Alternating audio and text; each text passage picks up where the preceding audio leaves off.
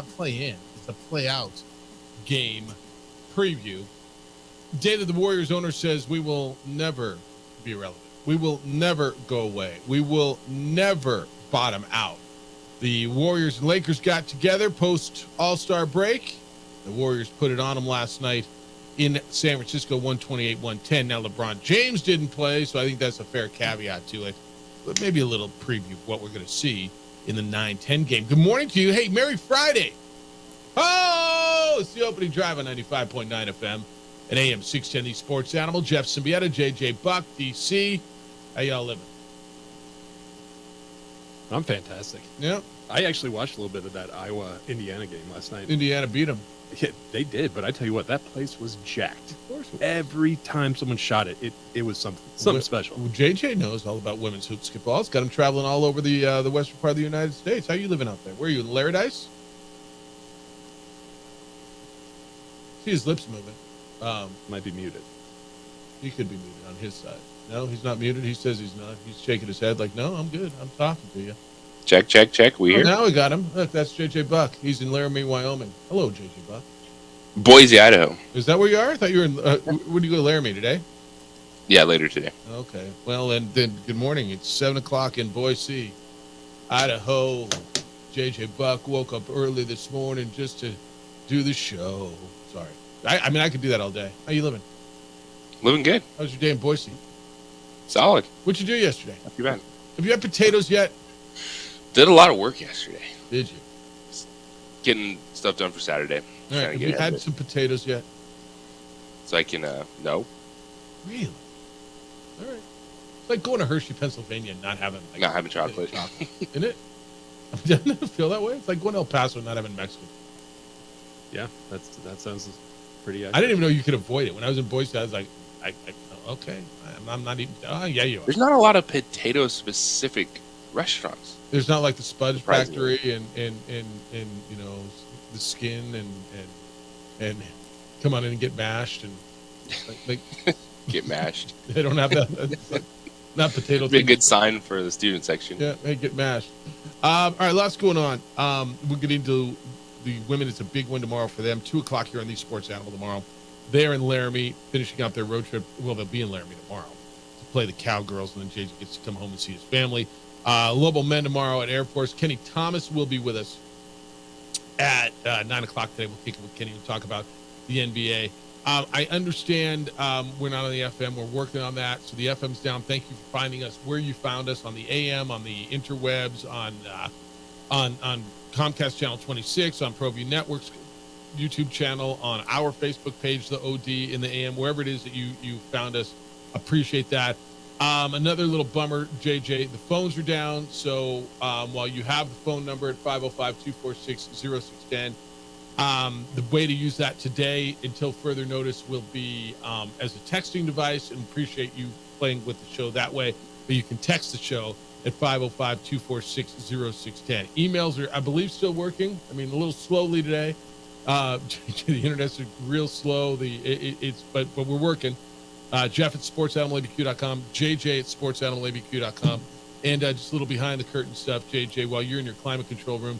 It's still freezing in here, and it's super, super hot in DC's room. So they're working on the climate thing. By about April, they'll have that reversed. Feel You better guys about all are that? having some fun this week. Dude, you're stoked being where you are. I'm just telling you. You're in a good place in Boise, Idaho. DC, tell me, am I telling lies? No, right now I'm wishing I was in Boise, Idaho. That's the first. So That's the first. See? All right. You catch any Lakers Warriors last night? What'd you catch last night? You catch the ladies basketball, the Iowa Indiana game. Did you watch Washington State and Arizona last night, which was an interesting watch? What'd you catch? Last night was nice. A lot of basketball. Caught some hockey. Just taking it all in. Hockey was good too. Yeah, the hockey was good. Washington State goes to Tucson and beats Arizona 77-74. That gets the Cougars in, I think, for sure, right? I mean, I'm no Jerry Palm, but I think they were relatively solidly in, and then they go on the road and get that victory. And it kind of makes the Pac-12 tournament, dare I say, something to go watch now, because I thought Washington State might be the next best team after Arizona. And after what I saw last night, watching them do what they did, I don't know. I'm looking at the top of the standings. It's Washington State right now. It's not Arizona. Yeah, I think that it's still a wide gap. And you have Oregon, UCLA, they're playing better, but Arizona and Washington State have established themselves as the teams to beat in the Pac-12, and Arizona is a team that's actually playing for a 1 or 2 seed in the NCAA tournament overall. 2 losses to Washington State, but that's a good Wazoo team this season, and if that's the matchup in the Pac-12 final, it'll be fun to watch. But I think the depth is still a question. If someone gets hot, then that becomes a bid stealer in the Pac-12. Like UCLA. Yeah. I think Oregon at 18-8, Colorado at 17-9. If they get hot and win that thing, but if you get somebody from UCLA or Cal, or I think Utah's got to win the thing to get in now. But yeah, that would be a bid stealer, and that's where if you're on the bubble and you're a Mountain West team, you're saying, I hope Washington State or Arizona wins that thing. That's why you care.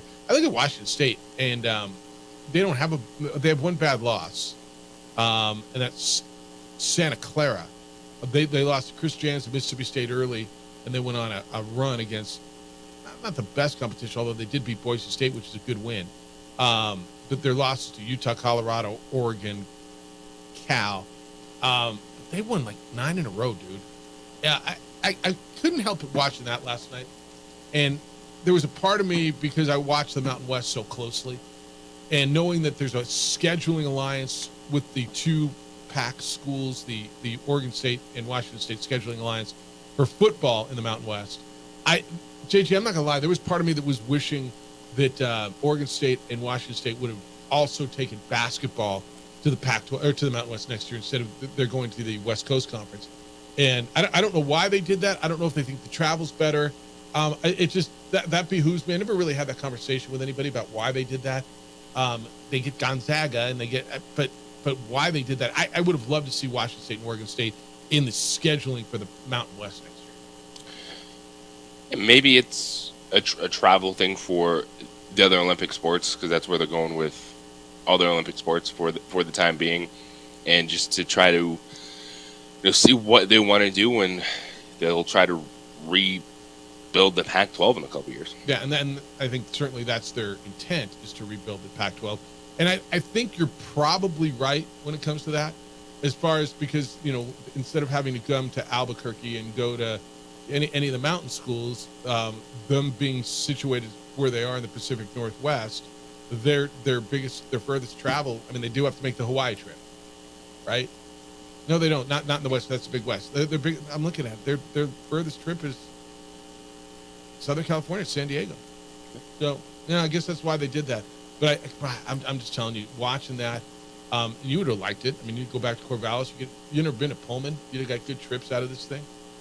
But I would have loved to see it. But that was good last night. All right, I got a lot to do today, and JJ, I want to get into some NFL stuff.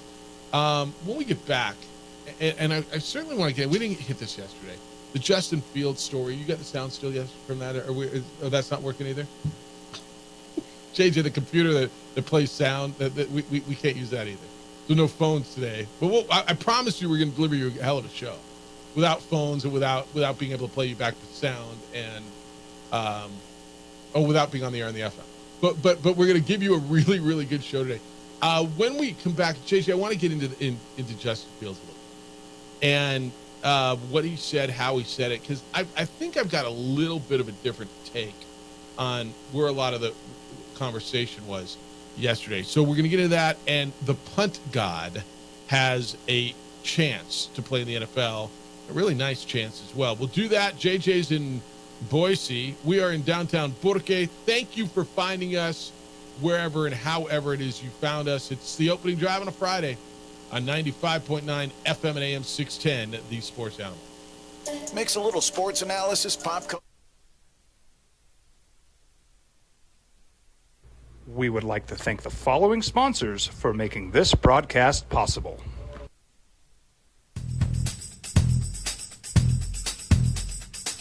International Protective Services is a proud supporter of ProView Sports and New Mexico Youth Athletics. IPS provides residential and commercial security services in the Albuquerque metro area. For more info, please call 505-897-2420 or visit internationalprotectiveservice.com. Albuquerque's leader in sports is ProView. From pros to prep, all your favorite action.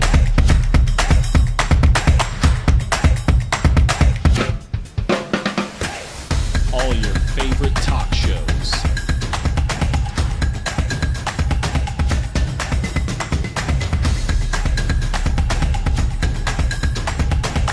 Find it on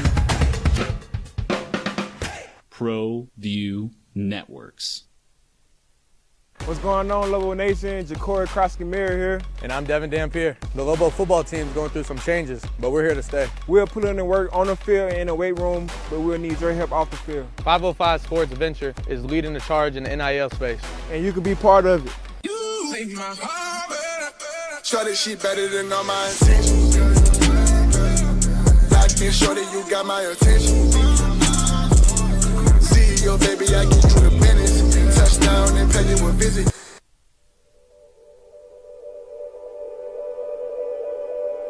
We aren't all born with the same opportunities. But it's the people who care that change everything. Get ready, Spout, get ready. My coach, my teacher, my older sisters, my grandma, my brother, my tutor, my dad, and my mom. As New Mexicans, it's up to all of us to do our part, so that no child goes without love. And no family has to do it all on their own. They're all our children. Every single person is called to make a difference in the life of a child. It's up to all of us to do our part. To pull together. Pull together. Pull together. To make New Mexico the best place to be a kid.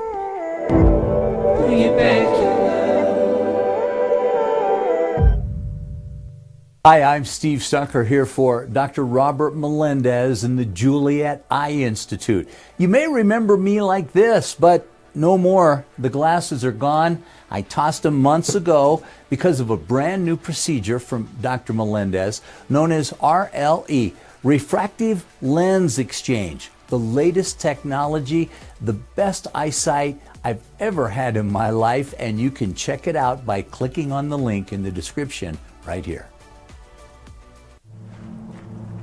Young driver, this one. Hard to get her out. She'd been drinking. This one. Both of them gone. They'd been drinking, and he drove clear off the road. This was my family. Drunk driver hit us. And my wife and our daughter, they didn't make it. If you're drunk, blasted, intoxicated, Rip, plaster, destroyed, bruh. If you're like this, you shouldn't be driving.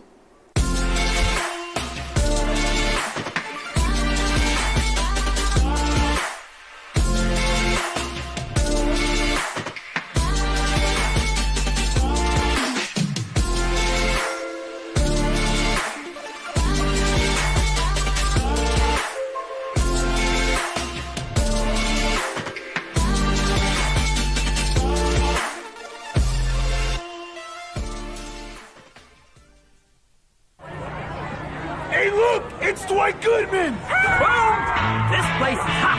Let's see if anyone needs my help. How about I drive you madman home, huh? I got this, Dwight. I'm the designated driver. Boom. Sweet. Does anyone need Dwight's help getting home tonight? No thanks, Romeo. I've got a taxi all lined up. Drive safe, Dwight. Boom! Boom! These days, it's important to know people and businesses you can trust. There's a lot of places where you can buy a vehicle, but there's only a few local dealerships where you'll find honest people who have your best interests in mind. And Fiesta Kia is one of them. We've been helping our neighbors save money and drive dependable cars for years, and we'd love to help you. With new Kias arriving daily, you'll love our selection and the peace of mind you'll get driving a Kia from Fiesta. So Jack it 30 times an hour, but you know what's crazy? And good morning to you, and happy Friday, and it is the opening drive. Thank you for finding us. Thank you for spending time with us. Thank you for choosing to listen to the opening drive every morning here on the Sports Animal. JJ, I get the social media. You know, I'm not super active on it, and I should be more, certainly professionally, and I understand the values of it. But it's not just what you post on your social media pages anymore that gets you critiqued. Is that a fair word? Critiqued? Canceled, criticized, whatever. It's now your habits, whom you follow, or dare I say unfollow. And the Justin Fields thing this week was honestly fascinating to me, because when he unfollowed the Bears, it was bigger news than anything. I can't tell you anything he ever posted, but it was bigger social media news I think that he's ever made. Am I exaggerating that? No, it was something that people focused on because it's, as you said, in this social media world, it's wild, but it matters who you follow and who you don't, especially if who you that like. person or those people happen to want you as their quarterback or don't want you as their quarterback. What you like. I mean, back in 2011, you liked something from this person, and this person 13 years later said this, and so you're tied to that, and that means you need to be canceled. I don't think that's an exaggeration. I think that mess happens. Bears quarterback Justin Fields this week unfollowed the Bears official team account. And I'm going to tell you where I sit. I honestly don't care, but I understand. Oh my goodness, what does that mean? He was on Equanimous St. Brown and Amon-Ra St. Brown's podcast, and he was talking about it and why he did it, and he says, man, I still mess with the Bears, this and that. I'm just trying to take a little break. I unfollowed the Bears in the NFL. I'm not trying to have football on my timeline. And then he turned it on Equanimous St. Brown. He says, I know y'all mess with a girl, EQ, especially you. Just because you don't follow a girl on IG don't mean you're not messing with her. And they laugh. Okay. I'll tell you how I certainly know how I feel. How do you feel about this? I mean, does it matter to you that this dude stopped following the freaking Well, Bears? It's a conscious choice to do it. I understand. You have to go in there, yeah, search the Bears, yep, and unfollow them. Yep. And while it's very small on the scale, he did this on purpose. He didn't unfollow him last year after the season. Yeah. He didn't unfollow him after his rookie season. Yep. And to me, I'm like, it's okay, man. They're talking about trading you and drafting a new quarterback. That's right. So I would get why you might not want to see all that content on your feed. Look, I mean, you can sit there and say, dude, then just don't go to IG. Don't open your phone. And yeah, that's a really simple and obvious answer. But maybe he still wanted to check out what his buddy EQ was doing, and what everybody else was doing, and what's going on in the world and all politically, the girls. and all his girls. Yeah. And every time he opens it, he was reading mess about him. I have no qualms with this dude saying, I don't want to listen to the noise, and I unfollowed the Bears. If I unfollow the Sports Animal on my IG, is that it's a conscious effort. If you know, if like it reads like the text line does, and I'm tired of listening to that crap sometimes. Do you understand it? Like, I have no problem. The situation he's in, which is no doing of his own. Well, it's partial doing of his own. I guess he could have played better, and if he became a superstar, I don't know, maybe we'd still be having this problem. But to listen every day about people critiquing you and your future when you feel like you've given everything to a franchise for the last 3 years, where they told you you're our guy, and you're our guy, and you busted your backside, and you got hurt, and you feel like you weren't used properly the first year, certainly, maybe the first two. Last year, you feel like you got better. You feel like you're improving, and now all of a sudden, here's this new shiny object, this hotter chick, this nicer car, whatever metaphor you like. And every time you open your accounts, every time you open your phone, people are telling everybody with a thumb's an expert, right? Everybody, you got a thumb, you know everything. And I'm not going to lie to you, man. I know people bang on him. Oh, that means, and he followed the Atlanta Falcons. I don't give a damn. Yeah, maybe he does end up there, dude. And good for him if he does, because he's going to go somewhere where he's wanted. The vile vitriol that I see on social media, and if it's directed at him and he didn't want to see it anymore, I got zero problem. He could have muted them. That would have been a conscious choice too. I have zero problem until they figure this thing out that this guy just didn't want to listen to this. Well, the vitriol is not coming from the Bears main account. No, they're not posting that vitriol. And if you're still on social media, you're hearing that regardless. To get away from that, you delete Instagram, not unfollow the Bears.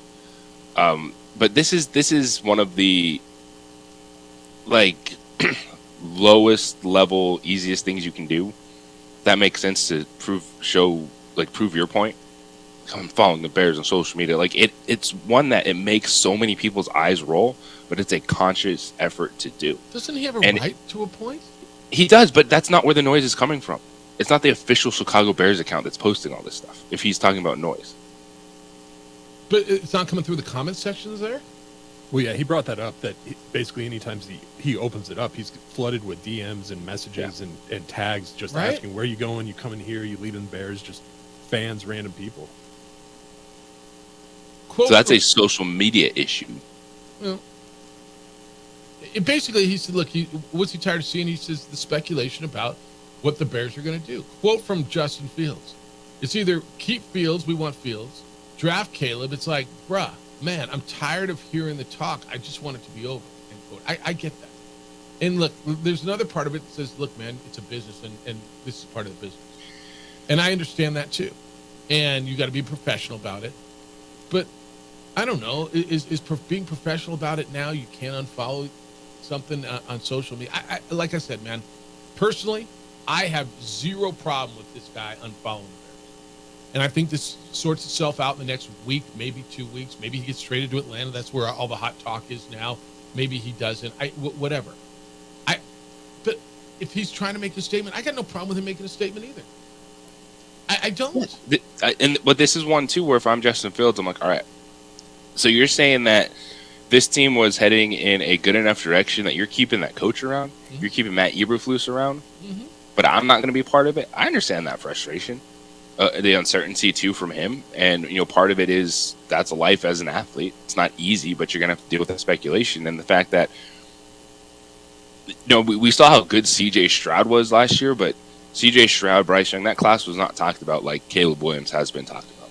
And when you were sitting there staring at Caleb Williams, of course you're going to be debated differently than you were last year. I guess he probably even understands the situation. It doesn't make it any easier. Because, Dish, I agree with you to the point where, look, man, this is part of the business. You're a professional. I mean, in large respect, you're a piece of meat, right? And I hate that. I hate it. But there's another piece of meat there. And is it cheaper, better, tastier, more valuable? It sucks. And I don't blame him for saying, I just want it to be over. And he seems like a decent dude, doesn't he? He seems pretty well-spoken. He seems cerebral. He's a human being who's got feelings, who's hurt. And so he didn't go lash out at anybody. He stopped following somebody on Instagram, and all of a sudden the world came down on him. And I'm like, man, like he didn't pull, Kadarius Toney or any of these other things we've been going on IG Live and just spouting a bunch of stuff. Like, he just, follow the team. It's, it's his kind of silent protest in a way, just saying, all right, this is where we're at. This is where we're at in this process. And I do think Justin Fields is so fascinating because that dude is immensely talented and he can make throws at the NFL level. His athleticism is a plus. And we look at all these guys and it's about the development and it's taking that next step. And he hasn't really been in a good situation where he's been able to take that next step from athlete to thrower, what the Bears have done, because last year was really the first year it felt like they invested in an offense, getting DJ Moore around him and with Cole Kmet just to have some legitimate pass catchers. But and that is why, to me, Justin Fields, like, I think you can get this dude and it's not multiple first-round picks. And he would be my first player on the board if all these teams looking for quarterbacks that are not in the top three. Yeah. I think it's solidified the top three quarterbacks are going to be the top three prospects. And then if you're in the teens and we're talking, Vegas, Heck, Minnesota could kick the tires on Justin Fields with the uncertainty with Kirk Cousins. Denver, like these teams need to be talking to the Chicago Bears. Well, I think the other thing is what DC and I talked about yesterday, and I brought up 2 weeks ago. If they decide to keep Justin Fields and they trade that number 1 pick for the haul that they would get, let's just say they trade it to, what were you talking about? Washington, who's at 2 or 3? What are they at 3? Washington at 2. So if Washington wanted to move up and get Caleb Williams. The speculation on that I read was they'd swap firsts. Yep. Washington would give up 2. They have 2 second-rounders this year. They would give those up.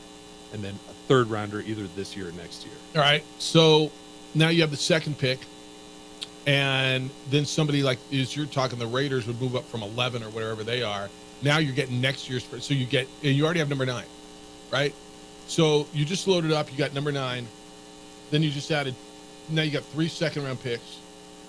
And you have number 2. You trade number 2 to number 11. So then you'd have 11. You'd have another first-round pick next year because you take their first-round pick next year. You'd probably get another 2 first-round. You could have, JJ, you could have 2 firsts and 4 seconds and like 4 thirds this year and another first-round pick next year if you stay with Justin Fields. Yeah, the possibilities are fascinating with this. The amount of players that you could get in first-round talents, but at some point too, it's like you got to make those picks valuable because they did this last year, right? They acquired picks, so you got to turn it into something. You can't keep trading picks for picks in the future. No, I get that. Get some players. I 100%. And look at you could rebuild your roster right now. If you have number 9 and 11 in the first round, you have 4 seconds and 4 or 5 thirds. Is that about what the haul that you figured it out to be? And you get now you have 2 firsts next year. Holy smokes, dude! You can rebuild your roster. I mean, you have an SEC All-Star team, don't you? And you're doing it with a very cap-friendly, crew coming in over the next 2 years. Well, because they're all rookies, right? Or you can trade and get a second-round pick for Justin Fields, maybe a second and a third, and you draft Caleb Williams, and you're getting what you think is this generational talent. Are you guys sold on Caleb Williams? Because I'm just going to tell you I'm not. I'm not either. I started looking into some of his stats and things yesterday, and there was some areas of real concern. JJ, I know you're more concerned. You're sold than we are. Yeah, I don't have the Andrew Luck vibe with Caleb Williams. I think it's more of the Trevor Lawrence category. I do think he is the best quarterback in this class. He's got enough athleticism with the arm talent that he can make all the throws. But the thing is, too, where it's Justin Fields, what worries me is, so you're saying that you're putting everything on Justin Fields for this year, but yet you're not going to 9 and 11. You might miss out on top 3 receivers in this draft, like Marvin Harrison Sr., Malik Neighbors. Yeah, you could, or you could just take 2 and take from Washington. All right, then if you could take 2, take Marvin Harrison. And so you're saying we trust in you, Justin Fields, but yet we're going to have a bunch of rookies this year and wait till next year. And how's that going to benefit Justin Fields this season when going into next year, it'll be year 5, and they're going to want to decide if they want to pay him? No, I think that's a certainly fair way to look at it as well. And so in that respect, then maybe you trade with Washington and take number 2 and use it for Marvin Harrison. Or you don't trade all the way down to 11. You trade somewhere in the 3-4 area, and see what they want to do. Now 3's not trading up. That's New England. They're not trading up to 2. The other rumor I heard is Fields to New England because they got a lot of cap space. Then he would fester there. There would be no talent. Basically, as they're rebuilding over the next 2 years, he would just fester there, and I think it would be a horrible place. If I'm New England and someone said, "Hey, Justin Fields," and I'm just going to be like, I'm going to take my chances and take Jaden Daniels at 3 then. Yeah. And have him for 4 to 5 years. Yeah, let's see what we can rebuild. All right, hit us on the text today, and the emails. The phone line is down right now, but it's 505-246-0610. You can hit us with text, and you're starting to do that. 888-922. Well, that doesn't matter. That number is today. Emails Jeff@sportsanimalabq.com. Boy, you guys are coming in there. Jeff@sportsanimalabq.com and JJ@sportsanimalabq.com. Coming up next, he was the best at what he does. He was drafted. He was accused. He was cut. He was exonerated, and now he's been re-signed. He is the punt god. We're going to walk you through that and the Matt Araiza situation and how he went from looking at prison to maybe now looking at an NFL career. He's a former Mountain West guy, and we'll talk about him when we come back. We're going to talk about your vehicle because, man, it's going to be nice. Getting to be time, huh? Do that spring cleaning around the house. Do it on your vehicle as well. And that's where On the Spot Automotive Detailing is going to come through for you. On the Spot Automotive Detailing is going to come out and detail your vehicle. And when they're done, you are going to be stoked. You're going to love getting in your vehicle. Right? I get it now, man. Now it's like, all right, I'm going to clean my car. I'm going to clean my car. No, you're not. And even if you do, you're not going to do what they do. They'll come out and do inside, outside, around the rims, under the hood, under the seats. Like, this is detailing. When you took your car off the lot that day, that's what the car dealer did. They detailed your vehicle. It was looked, felt, and smelled brand new, and it was fun.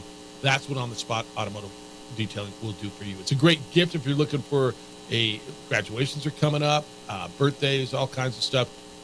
Take a look at what they do. They are best in the city for 2023. Voted that by you because they're reliable, they're efficient, they're the best at what they do. Book and buy online. It's at otsdetailing.com. That's otsdetailing.com.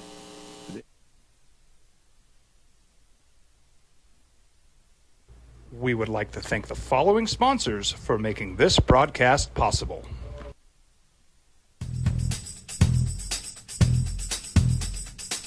International Protective Services is a proud supporter of ProView Sports and New Mexico Youth Athletics. IPS provides residential and commercial security services in the Albuquerque metro area. For more info, please call 505-897-2420 or visit internationalprotectiveservice.com. Hi, my name is Daniel Chavez, and this is my business partner, David Chavez. We are the owners of Indeed Safety. Indeed Safety is a local safety consulting company helping our clients with their safety needs for their projects. One of the things we pride ourselves as a construction safety company is helping our men and women in construction get home safe every day to their families. Indeed Safety is a proud supporter of ProView Network.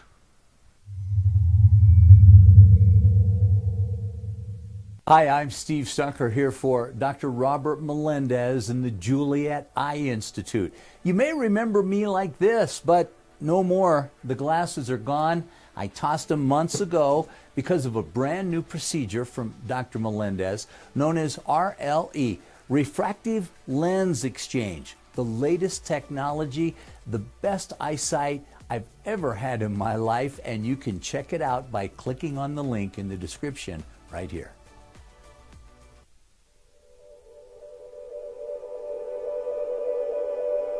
We aren't all born with the same opportunities. But it's the people who care that change everything. Get ready, Sprout, get ready! My coach, my teacher, my older sisters, my grandma, my brother, my tutor, my dad, and my mom. As New Mexicans, it's up to all of us to do our part. So that no child goes without love. And no family has to do it all on their own. They're all our children. Every single person is called to make a difference in the life of a child. It's up to all of us to do our part. To pull together. Pull together. Pull together. To make New Mexico the best place to be a kid.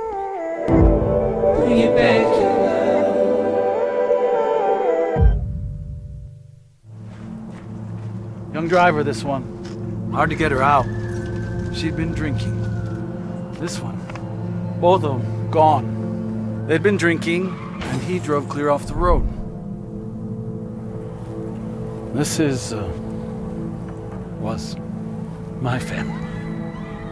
Drunk driver hit us, and my wife, and our daughter, they didn't make it. Don't sacrifice quality and flavor when you're in a hurry. Golden Pride offers ribs, fried chicken, red and green chili breakfast burritos, and frontier sweet rolls. 4 great locations, or visit us online at goldenprideabq.com. Golden Pride Barbecue Chicken and Ribs are proud supporters of ProView Sports. him as a backup, right? Yeah, but I don't know that he's a backup. I mean, a second rounder though feels like a backup trade. All right, if you're the Rams, if you're the Niners, if you're the Niners is one that I was thinking a lot about. So you want him on your roster as a second? I mean, okay, I'm listening. And then it makes me think back, what if they just drafted him instead of Trey Lance? Yeah, but they didn't. What if? Yeah. But they didn't. I look at this though, and I see a team that's gone to the NFC Championship twice in a row, Super Bowl once, and I got to wonder what would have happened if they had Fields. So I kind of think that's they would not have been in the Super Bowl. I think he's right. He's not as accurate as Brock Purdy. He's not the quarterback that Kyle Shanahan wants, and I think that they are kicking themselves for thinking that they needed a Trey Lance in that offense. And you're not trading a second-round pick for a dude that's sitting for a year or two. Then his fifth-year option is up. And then you got to pay. Yeah, and then you got to pay. I just don't know that's. I mean, I get it. It's if you have the ability for that luxury, and that's a total luxury. Yeah, but I think it's more. It's an Atlanta. It's a Pittsburgh kind of a thing. Mm-hmm. All right. Remember Matt Araiza, the punt god? He was San Diego State's. Was he an All-America? He was a kicker and a punter. But a ridiculous punter, right? I mean, as good a punter as we've seen since, I don't know, JJ, who's the last great punter we saw? Great guy? I mean, who was it? This guy got more punter pub than anybody I've ever recall. No? He got a lot of it. And this was before the lawsuit. He was drafted 6th round by the Bills a few years ago. He was dismissed from the team because there was a lawsuit alleging that he was part of a gang rape of a 17-year-old girl at a party in San Diego in 2020. And I don't know if you've watched any of the documentaries and all the news pieces and all this. And the suit has been dropped. The girl identified in the lawsuit dropped her lawsuit. The district attorney dropped theirs. Basically, and this is where it gets really tough, man. Allegations, and I know we try to be really careful, because when you start talking about domestic violence or sexual violence allegations, we're talking about something that happens. We're also talking about false allegations often that happen. And there, look, man, I'm the father of a 17-year-old daughter who's ready to go to college. I want to sit here and say you got to listen to the woman. And if she says something happened, man, you got to look into it. But you got to be careful. And I think we were, JJ, certainly careful with this. What was put out there initially was so disturbing in the initial reports. When you read through it and you're like, damn, dude, if this is true, we got a real problem. And Matt Araiza continued to say this just didn't happen. This just didn't happen. This is not, and the San Diego District Attorney's Office announced in 2022 that the criminal charges won't be filed because they didn't believe it happened. And so he's been out of football. Kansas City Chiefs yesterday said that they're going to sign him and they're going to bring him to camp. And he's got to make the team, and they got a punter already and whatever. JJ, this whole journey, and it's not done. I'd like to believe it's behind him. I don't know what kind of message, how he can use his platform to help people. And maybe he can help young, high-profile people, athletes, stay out of situations like this. Although, I don't know what to do. When I heard this yesterday, I'm like, you know what? I was just super interested in his response, and it was, I am proud and honored to sign a contract with the Chiefs. I'm thrilled to be able to continue my NFL career. I want to thank my family who have been my rock and many friends who have been unwavering in their support. I'm excited to begin a new phase of my career with Super Bowl chance, end quote. When you saw this, what were your thoughts? This is how the process is supposed to play out. Is fair. Athletes that get cut or lose their opportunity initially, it's frustrating when it gets to this point, but then you'd want to see them get a chance if nothing comes from it. Like, it wasn't a, hey, I paid you off, go away type of deal, where, you know, then you still feel wrong about it, you still feel off about it in those situations. This went through the process. No criminal charges came about. He was not criminally charged with anything. And then you should be able to move on. This is how good he was in college. He led the nation at San Diego State with an FBS record 51.4 yards per punt. This was in 2021. And 6 punts of at least 70 yards. That's 6 punts of 70. And, you know, I guess a few of them might have been at elevation playing in this league, but I mean, most of them at sea level. There were only 14 punts of 70 or more yards by every NFL punter combined last season. Just a little perspective. So all the NFL punters last year, they had 14 or more. And in his senior season at San Diego State, he had 7 in that one season. So just a little perspective. He had an 86-yard punt, which is the longest in college football that season. Longest punt in the NFL last year was 83.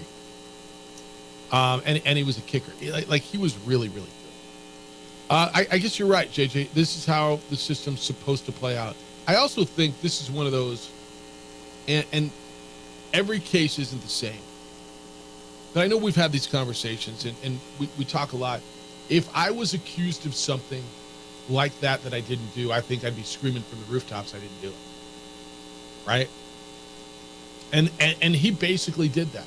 Don't you think? I mean, through the systems, he did that, and it played out. And you see a lot of places where, you know, guys don't. I don't know the right way to do this. I don't ever want to know. I don't ever want to be in that situation. But he basically screamed from the rooftops. He went on news shows. His lawyers were there. Where we sit right now, JJ, I believe these were false allegations, and this young man was falsely accused. And you have to let the process play out, because I'm sure that there's people that did stuff and they could do that same thing, and then it doesn't mean anything. Just sitting there screaming they're innocent with their lawyer. So you have to hopefully trust the process that it plays out the way it should. And by the same token, there are allegations that are real. There are sexual assault cases where we hear some of them, and they did happen. You know, and man, we just, every time I read one of these police reports, you know, a guy beating the hell out of his woman, or this one was gross. This one, did you just read it all?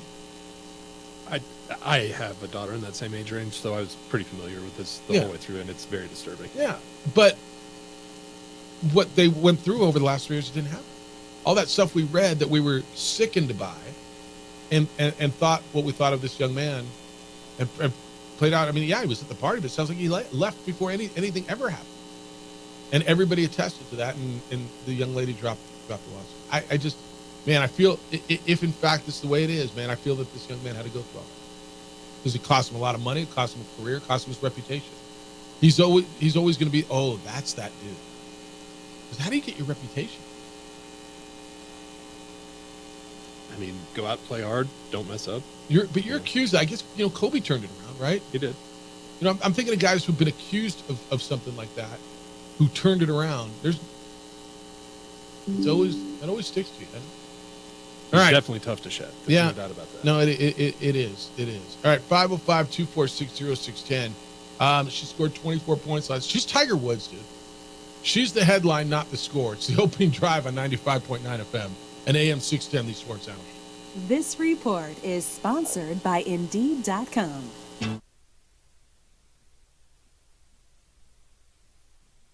We would like to thank the following sponsors for making this broadcast possible.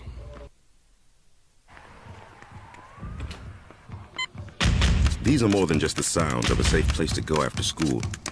These are the sounds of interest being ignited and of mentors making an impact. At Boys and Girls Clubs, we don't do just one thing. We do whatever it takes to meet the needs of every kid who comes through those doors. Because whatever it takes is what it takes to build great futures. Great futures start here.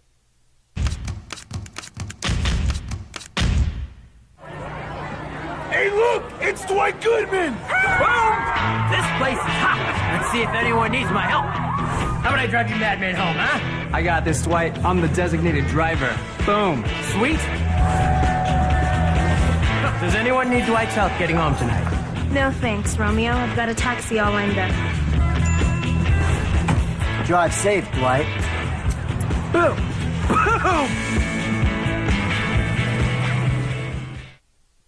What's going on, Lobo Nation? Ja'Cory Krosky-Miller here. And I'm Devin Dampier. The Lobo football team's going through some changes, but we're here to stay. We'll put in the work on the field and in the weight room, but we'll need your help off the field. 505 Sports Venture is leading the charge in the NIL space. And you can be part of it. Shorty, she better than all my intentions. Locked in, shorty, you got my attention. CEO, baby, I get you the business. Touchdown and pay you a visit. Well, I'm going to the frontier, walking to the cashier, order up a root beer and a number one. Cover it with green stuff, one scoop is not enough. Find a booth is real tough, back by the Duke. Meet my family, meet my friends in the quirkiest restaurant I have ever been. All of Albuquerque's favorite spot, it's the Frontier Restaurant. The Frontier Restaurant is a proud supporter of ProView Networks. Don't sacrifice quality and flavor when you're in a hurry. Golden Pride offers ribs, fried chicken, red and green chili breakfast burritos, and Frontier sweet rolls. 4 great locations, or visit us online at goldenprideabq.com. Golden Pride Barbecue Chicken and Ribs are proud supporters of ProView Sports. International Protective Services is a proud supporter of ProView Sports and New Mexico Youth Athletics. IPS provides residential and commercial security services in the Albuquerque metro area. For more info, please call 505-897-2420 or visit internationalprotectiveservice.com.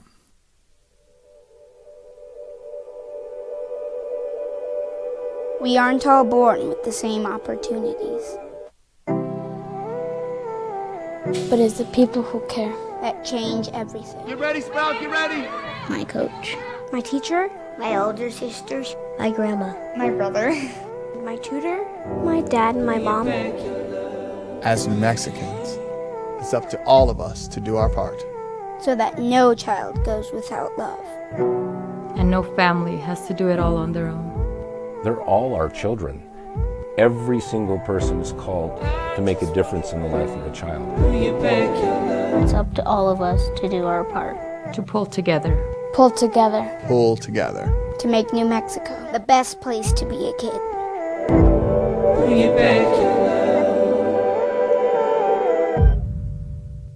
Teenagers love a party, especially during prom and graduation season. Often, alcohol is involved. Some parents think that hosting a party with alcohol in their home will keep the kids safe, but it's wrong and it's illegal. As a parent, to allow your teenagers' underage friends to consume alcohol on your property is a felony. Parents who host lose the most. Don't be a party to teenage drinking. This is a program of the Drug Free Action Alliance. For more information, go to burnco.gov/do-not-host. What's going on, Lobo Nation? Ja'Cory Krosky-Miller here. And I'm Devin Dampier. The Lobo football team's going through some changes, but we're here to stay. We'll put in the work on the field and in the weight room, but we'll need your help off the field. 505 Sports Venture is leading the charge in the NIL space. And you can be part of it. Shorty, she better than all my intentions. Locked in, shorty, you got my attention. CEO, baby, I get you the business. Touchdown and pay you a visit. Young driver, this one. Hard to get her out. She'd been drinking. This one. Both of them gone. They'd been drinking, and he drove clear off the road. This was my family. Drunk driver hit us. And my wife and our daughter, they didn't make it. Albuquerque's leader in sports is ProView. From pros to prep. All your favorite action.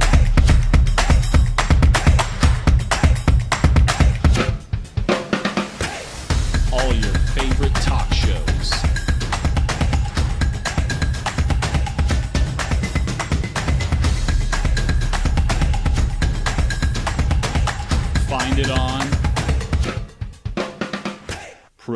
ProView Networks.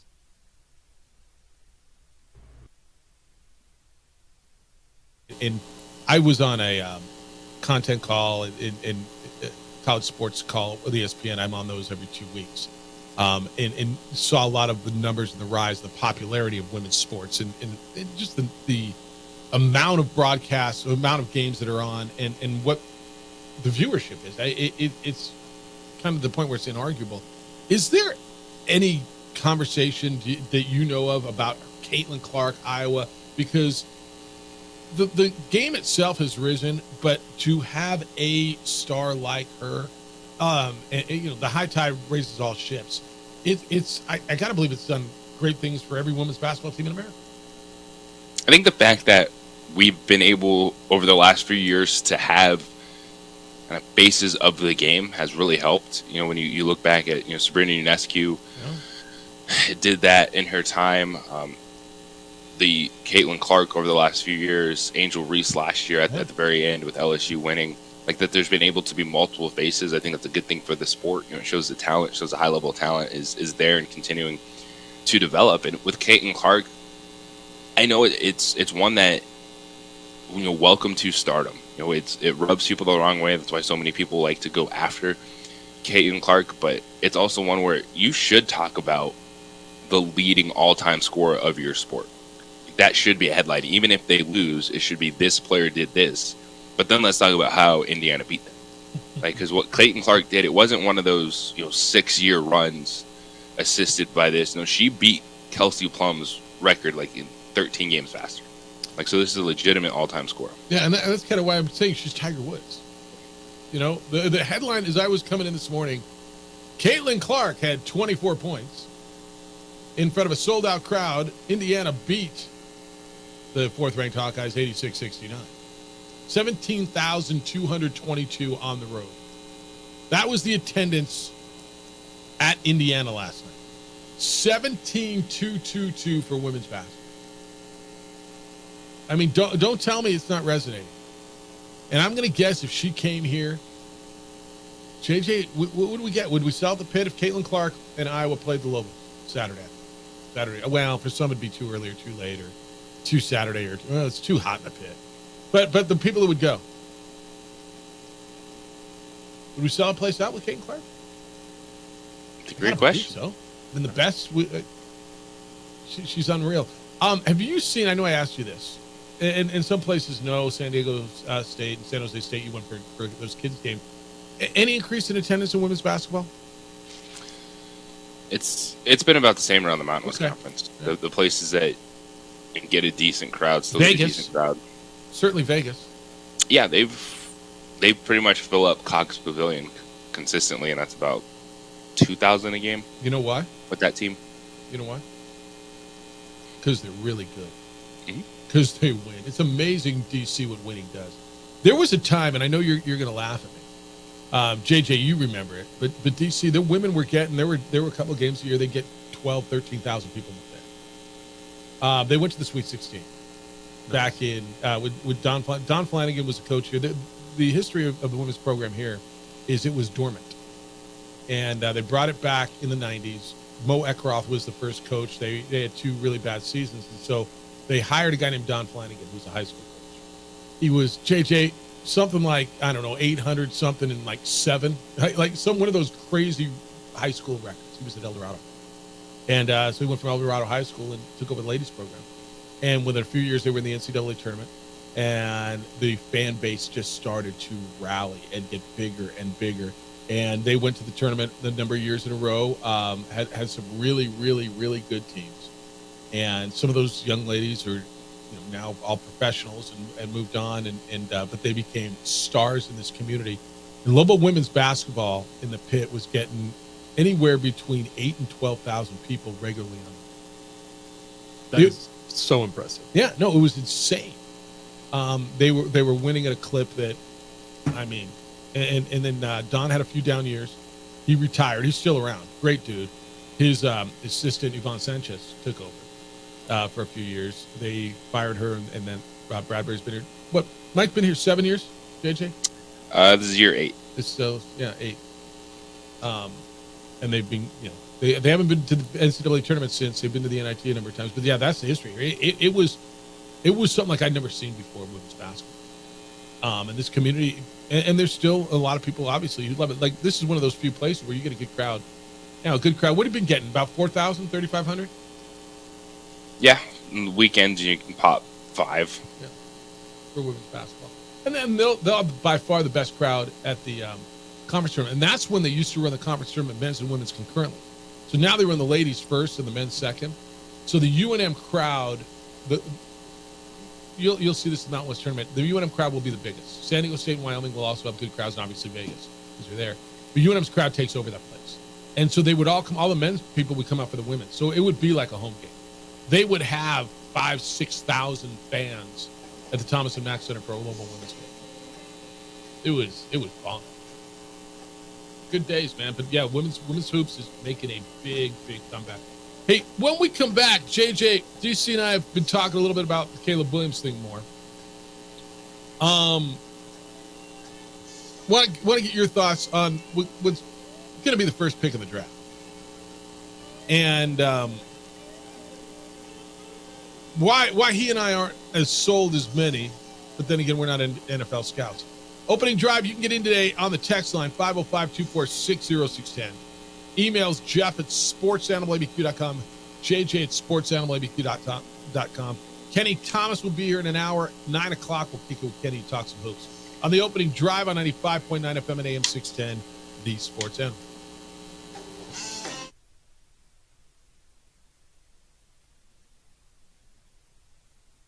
We would like to thank the following sponsors for making this broadcast possible.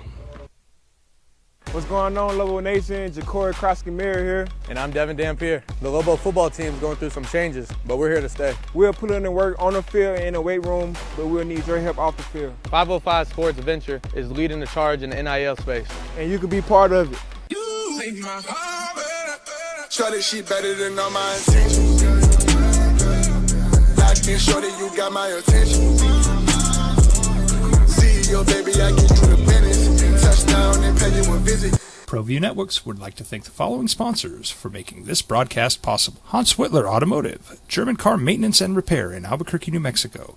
Call 505-294-7684 or visit hanswhitlerauto.com. Hi, I'm Steve Stucker here for Dr. Robert Melendez and the Juliet Eye Institute. You may remember me like this, but no more. The glasses are gone. I tossed them months ago because of a brand new procedure from Dr. Melendez known as RLE, Refractive Lens Exchange. The latest technology, the best eyesight I've ever had in my life, and you can check it out by clicking on the link in the description right here.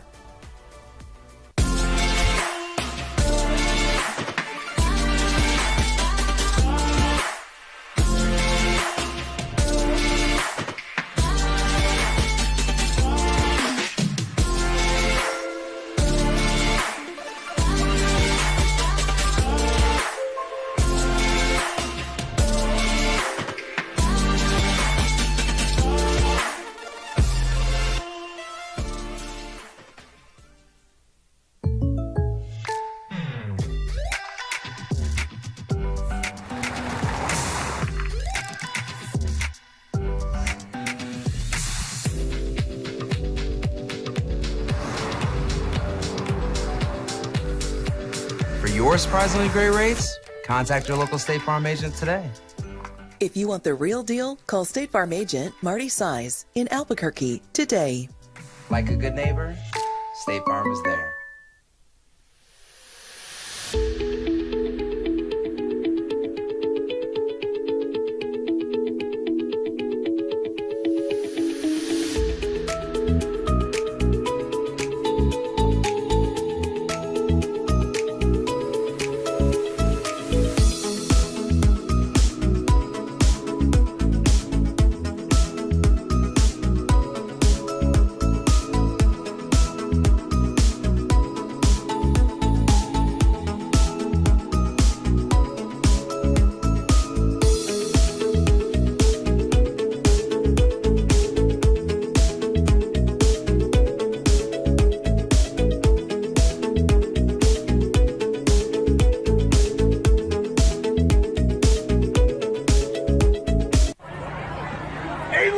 it's Dwight Goodman! Boom!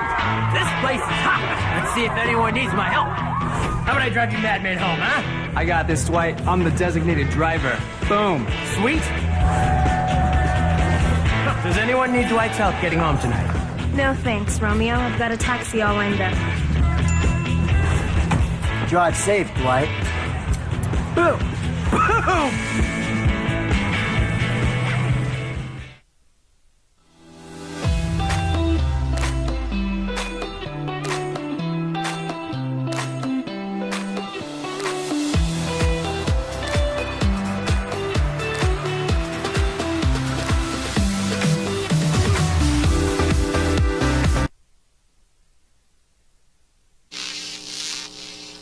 Now, voted the best sports show in New Mexico for 5 years running. It's the OD in the AM with 3-time New Mexico Sportscaster of the Year, Jeff Symbieta and JJ Buck. Couple of games tomorrow. Lobo women's basketball on the road. They'll be here on the Sports Animal. JJ will be in Laramie, Wyoming. 2 o'clock tip, 1:30 pregame. Lobos and Cowgirls. Meanwhile, same time over on News Radio KKOB. 2 o'clock tip, 1:30 pregame. Lobo men in the pit against Air Force. Hunter Green and Robert Portnoy will have the call. It's the opening drive. Jeff Symbieta and JJ Buck. Mike wants to know, why are the Lady Lobos and men playing at the same time tomorrow, Jeff Alou, after neither played last weekend? This is just another self-inflicted wound, says Mike. I'll tell you why. Television set the men's schedule. They're going to play a matinee. They'll be on whatever it is, Fox Sports or One or CBS tomorrow. And the ladies play day games because that's what they do, and it'll get you home for dinner. Wyoming set that time, right? That's a Mountain West Network game. So the University. Well, because the Wyoming men are playing at 5:30 at home. All right, on TV probably. Yeah, so that's why. So it's really not self-inflicted. TV set the men's schedule, and they had no say over the women's the women's time either. So there you go. Hey, one quick thing on the Caitlin Clark thing. I know I compared her to Tiger in some ways because she's the headline, not the result. I love the fact that the headline says she was held in check and she had 24 points. I mean, that's like, well, Tiger shot -1. He had a bad day, right? I mean, she had 24 points. JJ, I don't know. You do a lot more women's basketball than I do. Pretty darn good 24 game. is a pretty good day, isn't it? Pretty good game. I mean, I'm just saying. All right, couple of quarterbacks things, and we're going to hit the Caleb Williams thing again. Seattle Seahawks. We've talked a lot about what are they going to do in the draft. What are they going to do with Geno Smith? Are they going to get a quarterback? Do they need a quarterback? They are currently just over the salary. They made a move to free up some money. Field Yates of ESPN reported that the Seahawks have restructured the contract of Geno Smith, converting his $9.6 million roster bonus into a signing bonus. So, I mean, here's your money. It's a bonus. It's not. Oh, no. It's not a roster bonus. It's a signing bonus. Okay, like Geno. Here, where my money comes from. That creates $4.8 million in cap space and increases his cap hit by that same number, the $4.8 million next year in 2025. So they got a little bit of space there. JJ, I'm a Caleb. Let me do the Dak thing real quick, and then we'll get back into Caleb Williams. The Dak issue with the Cowboys. They drag their feet. So here's the deal. Dak's in the last year of his contract. Cowboys have no way to use the franchise tag to keep him for this next year. They've got a massive cap hit coming up next year, $59.4 million. So at some point in the next 12 months, Cowboys either need to pay him or walk him. If they don't extend his contract, JJ, they take a total cap hit of $95.9 million in his name over the next 2 league years. It's like they almost have to sign him to avoid this just enormous cap hit. I think they should sign him. They'd be not willing to give him a deal initially when we're having the same conversation. Is Dak Prescott good enough, this or that? Like, yes, he is. Now, I don't think you should be paying Dak Prescott top 3 money. And if he's going to hold out for that, then at some point in time, you just have to let him walk. You have to make that decision. If can't always pay the next one the highest contract, even though that's what the negotiating tactics are. But if you're the Dallas Cowboys, your best route forward is to renegotiate, extend Dak Prescott's contract, bring that money down so you can continue to build a team around Dak Prescott. It almost feels like they're held hostage, not necessarily by him. Because I'm not with you. I feel like he's ceiling. And You've said that about so many teams right now. So like, who's playing quarterback for these teams next year? No, I understand the dilemma. So I'm starting to find. Yeah, I have said that. I absolutely have. And tell me what he's done to make them winners. All I hear every year is their roster is so great. Oh my God, they have the best defense ever. Oh, they've got CeeDee Lamb. So what have they done? Dude, they go out in the first round of the playoffs every year. And so I'm going to keep giving him more and more money. He's good. I don't think he is good enough. Are they? And here's the thing with Dak. Yeah. I would want to know that, hey, I have a quarterback that's getting me in the playoffs. Yeah. How do you we know that? get better in the playoffs? The fact that they've won 12 games, how many years in a row? Mm-hmm. And they play in a weak division. You can't change that. So you got to figure it out in the postseason. And if I know that I have a quarterback that plays good football that can get me to that level, if I lock him in for X amount, whatever it is, how many more years? And we don't have to worry about. It's probably going to be a 4-year contract extension with who knows how many voidable years and all that mess. When we talk about NFL contracts, it's how do you improve on the other side of the football? Because they got blitzed. Mm-hmm. And you're right. That defense, I think that was the most overhyped thing about that team last year, was the defense. Because when it came to the most important part of the season, they give 48 points to Jordan Love. The Green Bay Packers shredded them, and Dak Prescott didn't rise, and he folded too. He folded. But if I'm the Dallas Cowboys, yeah, and the options are pretty much you can just eat it this year, let him walk in free agency, which okay, you're not going to trade every quarterback for a first round pick in these conversations. And then you're looking at, are you doing something this year, or are you drafting Bo Nix, Michael Penix, JJ McCarthy? What if let me ask you this the veteran quarterbacks are not better than Dak Prescott that are on the market? If they cut him, what's the cap hit? If they let him walk, what's their cap hit? For this year, it's probably whatever the number is, $59, $60 million. And then so you're playing Trey Lance this season. Or you're trading a second round pick and get Justin Fields. Mm-hmm. I mean, you got to be more convinced. And I'm not. You're not better off with Trey Lance, Justin Fields than you are Dak Prescott. I think you're probably right there. I agree with that. And that's why, as much as I think they need to move on, I always tell you what's the plan. And so I'd like to have a plan. And are they better off with Bo Nix, Michael Penix, Trey Lance, Justin Fields? The only one I can make an argument for probably is Justin Fields. Right? Is it absolute that Dak Prescott's better than Justin Fields?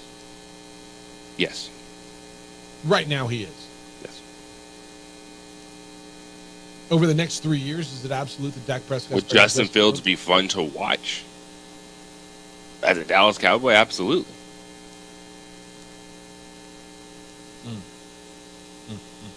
They're in a tough spot.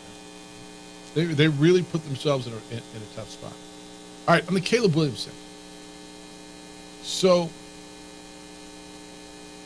DC go ahead and make your point, because you had a really good point when you came in here talking about your buddy who was coaching the NFL. A few years back when the Broncos were looking for a quarterback and they were discussing Fields and Wilson, everyone else who was available, guy at the station I was working with, he had 11 years experience in the league. He coached for the 49ers. He really knew the game, taught me the game very well.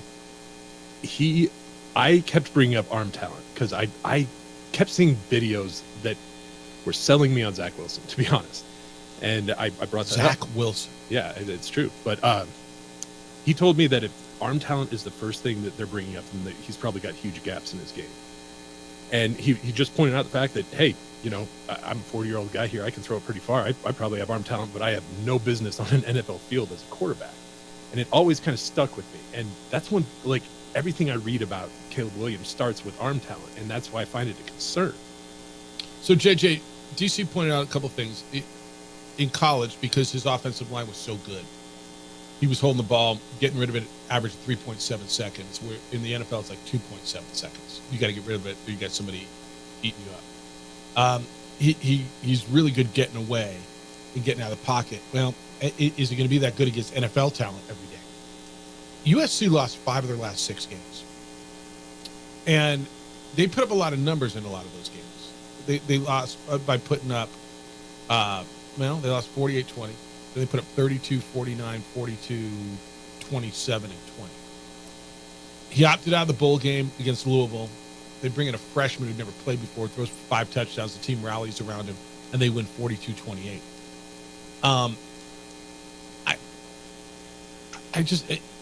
I don't know, man. Is he a leader?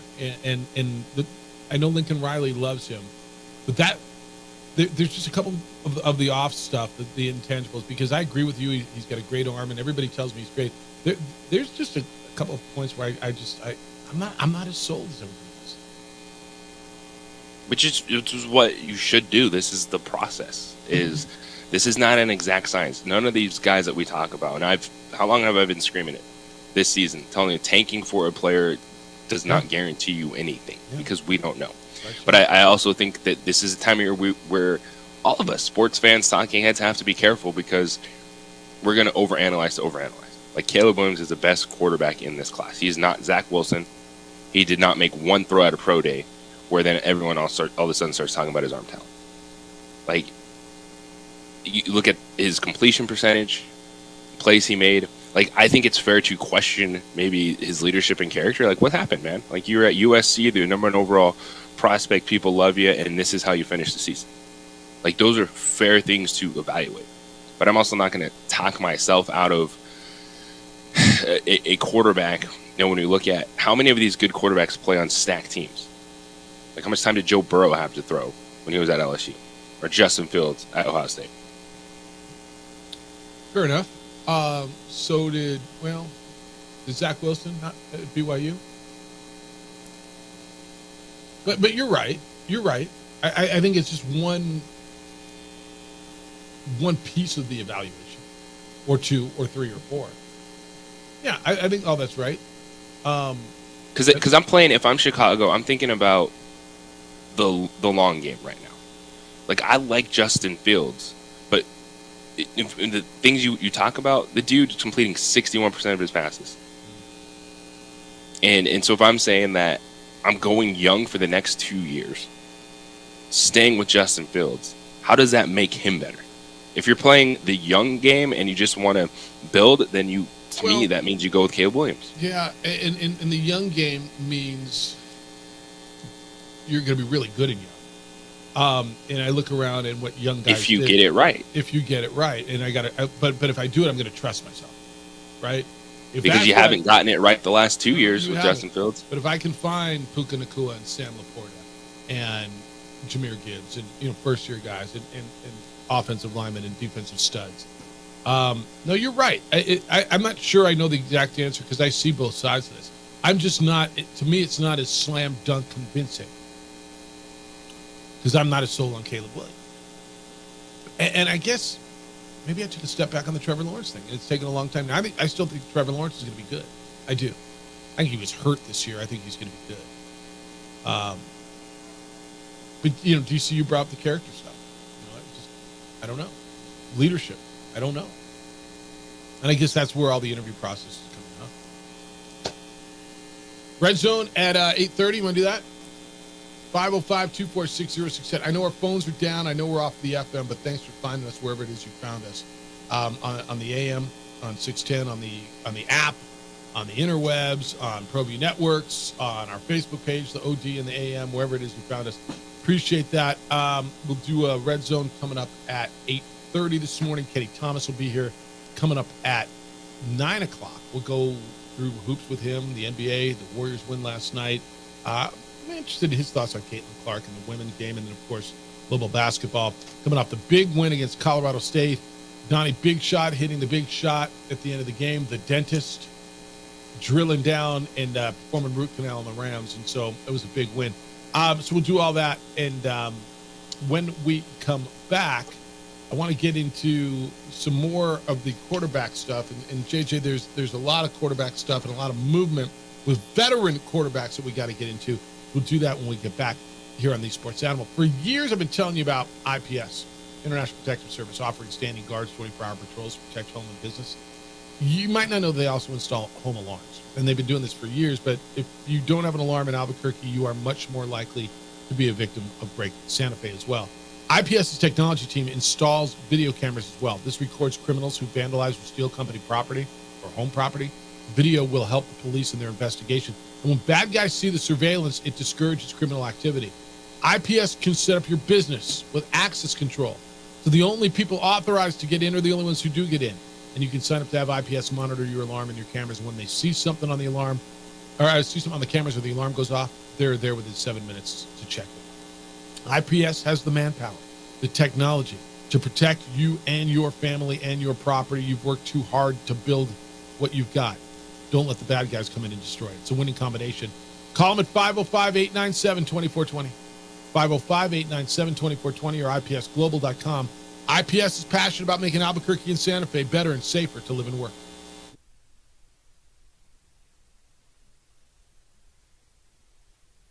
We would like to thank the following sponsors for making this broadcast possible.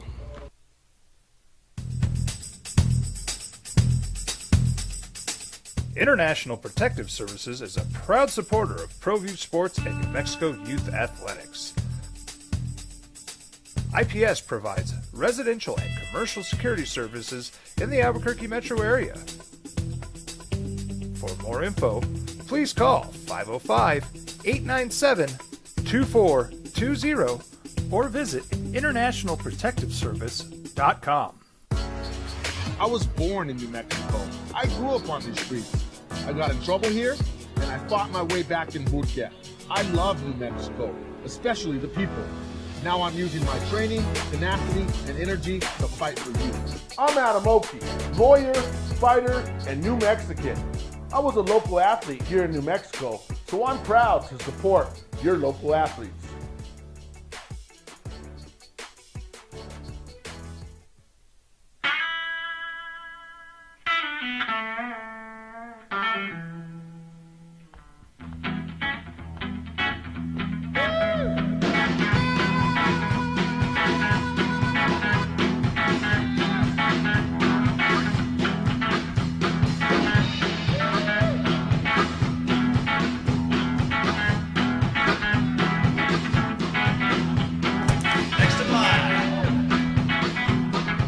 Rudy's is a proud supporter of ProView Networks.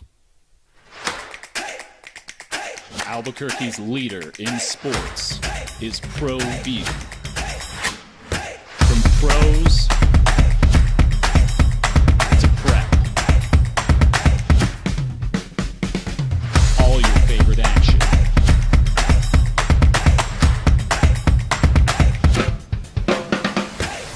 All your favorite talk shows.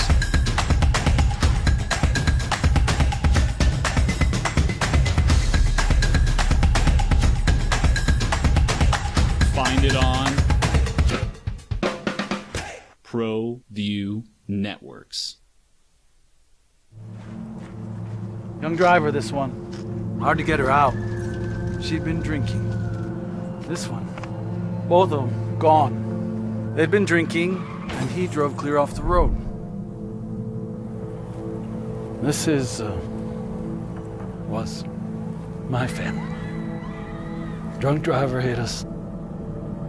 And my wife and our daughter, they didn't make it.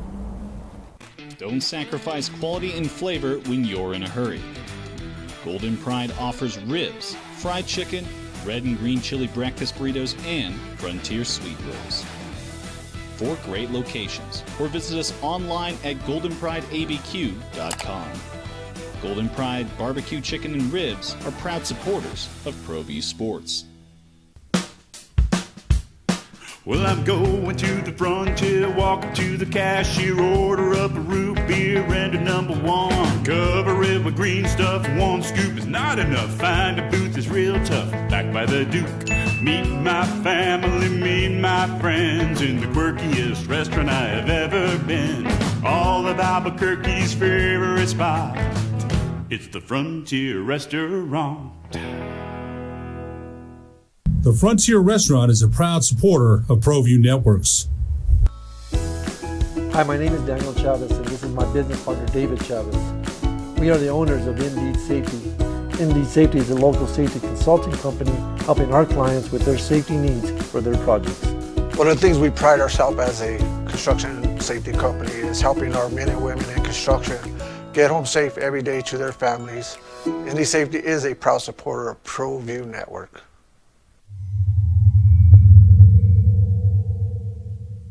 What's going on, Lobo Nation? Ja'Cory Krosky-Miller here. And I'm Devin Dampier. The Lobo football team is going through some changes, but we're here to stay. We'll put in the work on the field and in the weight room, but we'll need your help off the field. 505 Sports Venture is leading the charge in the NIL space. And you can be part of it. Shorty, she better than all my intentions. Like me, shorty, you got my attention. CEO, baby, I get you the business. Touchdown and pay you a visit. Teenagers love a party, especially during prom and graduation season. Often, alcohol is involved. Some parents think that hosting a party with alcohol in their home will keep the kids safe, but it's wrong and it's illegal.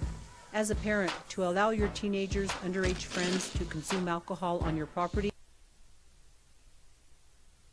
But then they got run out of their gym. Sam Houston beat New Mexico State 79-58 last night. Aggies have lost 4 in a row, 6 of their last 8. They are 11-16 overall. They are 5-7 in conference play. Text line says Jason Wooten doing a great job. Look, man, I don't know what a great job means, but it almost feels like getting through a season without any off-court stuff. And they did have the one off-court stuff thing where, dude, off-court, at least it hit headlines when you got one guy getting suspended for punching another guy in the face on the court. JJ, we knew this was going to be a tough year. I think Mario, I think the athletic director, the fans, the coach, everybody knew. You shut down last year. You didn't finish the season. You completely raised the program and had to start from scratch. I think everybody knew it was going to be a tough year. And they damn near beat the Lobos, but they didn't because you had the Donnie Dagger. Donnie Big Shot coming up. Yeah, this was a year of rebuilding. Whatever wins you got was just good job, good effort for the Aggies because they were starting from nothing. Yeah. And, I mean, Aggie fan, I know you've been quiet and there's not been a lot to boast about, but it's look, man. Hopefully you've got a ground down there. You seem to like your coach, and now you put it all behind you. And I think you can move on and rebuild over the offseason, get in the portal and start recruiting. Opening drive, Jeff Symbieta, JJ Buck, and DC. 505-246-0610 is the text line. Phones are down today. When they back up, we'll let you know. Appreciate you finding us today. JJ, when you put this out, I knew there were a lot of quarterbacks available, but I guess I didn't realize the amount and who they were. So free agent quarterbacks available with starting experience. So SportTrack.com put these names out. No particular order. These are free agent quarterbacks. Kirk Cousins, Baker Mayfield, Ryan Tannehill, Gardner Minshew, Marcus Mariota, Tyrod Taylor, Sam Darnold, Jacoby Brissett, Drew Lock, Joe Flacco, Tyler Huntley, Carson Wentz, Joshua Dobbs, Mason Rudolph, Easton Stick, Mitchell Trubisky. These guys will probably get cut. Jimmy Garoppolo, Russell Wilson, Zach Wilson. Justin Fields available in a trade. Mac Jones probably available in a trade. Desmond Ridder, Taylor Heineke probably available in a trade. Nick Foles out there. Holy smokes, man. So there's all your options at quarterback. Well, and 5 or 6 are going to get drafted in the first 2 rounds. Yeah. So there's plenty of dudes to fill these holes. It's just, do you like any of these guys to fill a hole? What's your favorite name? What's your quarterback. of that list? I mean, Kirk Cousins is probably the best name on the list, right? Yeah, Kirk Cousins is, but I do think Minnesota and Kirk Cousins figure out, maybe just a 2-year deal or something, keep him around in Minnesota. And then after that, it's why I think Dallas, heck yeah, I'm extending Dak Prescott and keeping him as my quarterback, for the next few years. Because you got a lot of stopgap guys, you got a lot of guys that you go in and keep your fingers crossed, man. Be like, man, hopefully we can play really good defense and have a high completion percentage with these quarterbacks. Of the free agent guys, and let's just say, let's just say Kirk Cousins signs with the Vikings, and so not the guys who are going to be released, Garoppolo, Wilson, or Zach, or you can throw the two. I don't care if you want to throw Garoppolo, Zach Wilson, Russell Wilson out there. But not the guys who traded. That would be Fields and Mac Jones and Ritter and Heineke. But the free agent guys, you got to win a game in a month. Who do you want? I got 1 month. I could take one of these guys. I know who I want. How to win a game in a month. Yep. These dudes out there, and I'm sorry, you need to say like the released potential guys. Kind of. You're looking at the same list I am. So let me give you the names. Now, Baker Mayfield's the obvious one, so let's take him up. Ryan Tannehill, Gardner Minshew, Marcus Mariota, Tyrod Taylor, Sam Darnold, Jacoby Brissett, Drew Lock, Joe Flacco, Tyler Huntley, Carson Wentz, Joshua Dobbs, Mason Rudolph, Easton Stick, Mitchell Trubisky. Gardner Minshew. Yep. Gunslinger. Yep. You the same place? You like Easton Stick, huh? I like his name. It's kind of funny, but Gardner was fun to watch. I watched a lot of the Colts, and I definitely agree with that. He probably is. But I look at Sam Darnold, and I kept hearing how he was emerging, and he might be available and actually be able to take the field and play, a starting role at a lot of teams, actually. So and he was with San Francisco. He was back up in San Francisco. That's one that intrigues me. I don't know that there's any more value, but I would definitely consider that if I had to win a game in a month. All right. I would take the only reason you heard Sam Darnold is because people think one of us could play quarterback for the 49ers and they'd still be good. Probably be you, dude. It's like, who's ever playing. And Sam Darnold, of course, would be just as good or better than Brock Purdy. It'd have to be JJ, right? He's in the best shape of the three of us. And he's got the best arm strength. I think probably DC has the best arm strength. DC has arm strength. Yeah. No, DC's got the arm strength. DC would be the dude that could hold up in the pocket. It's like Ben Roethlisberger. Just you got to stand there and throw dudes off of you. Yeah. DC's my pick to run that offense. All right, when we come back, let's get into the red zone. It is State of the Union. We are going into the great unknown, to be honest with you. We are going into the great unknown, the Great White North, the NFC North. What's the state there? Who are the quarterbacks? Kenny's going to be here. We'll kick it with Kenny Thomas at 9. Talk some hoops. Lakers and Warriors last night. Talk about the Lobos and the big win on Tuesday. It was Tuesday, right?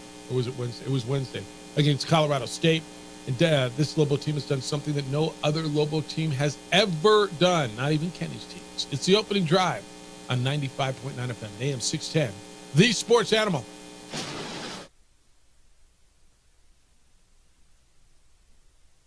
We would like to thank the following sponsors for making this broadcast possible.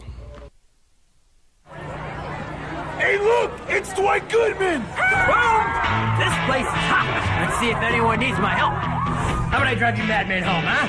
I got this, Dwight. I'm the designated driver. Boom. Sweet.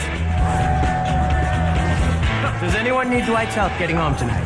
No thanks, Romeo. I've got a taxi all lined up. Drive safe, Dwight. Boom! Boom!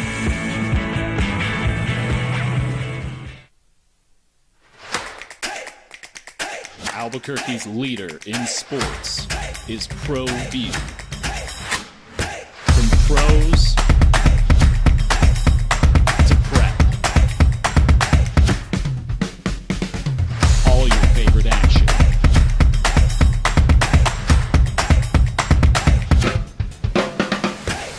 All your favorite talk shows.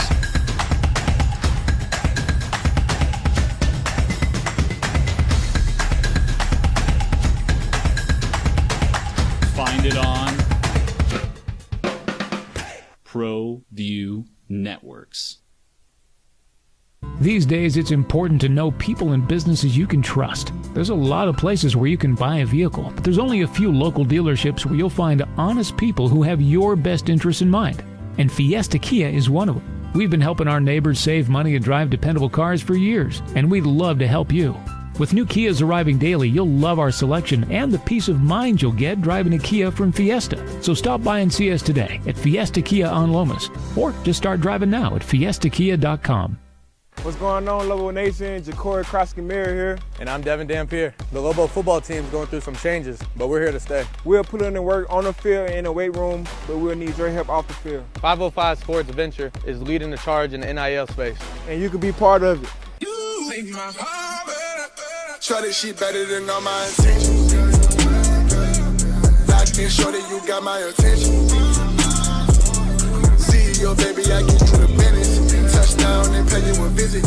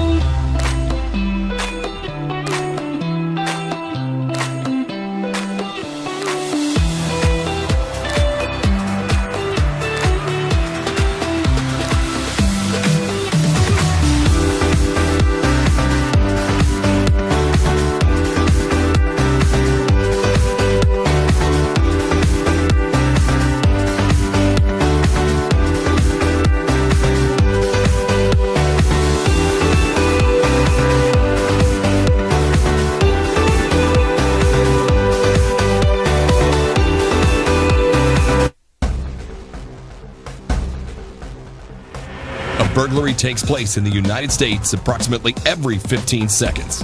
International Protective Service is your answer for commercial and residential security in all of Albuquerque.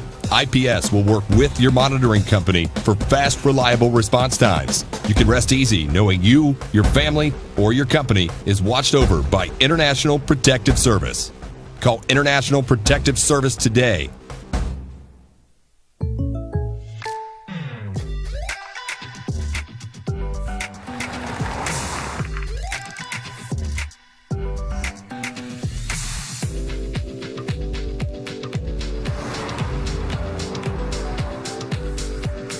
Your surprisingly great rates? Contact your local State Farm agent today.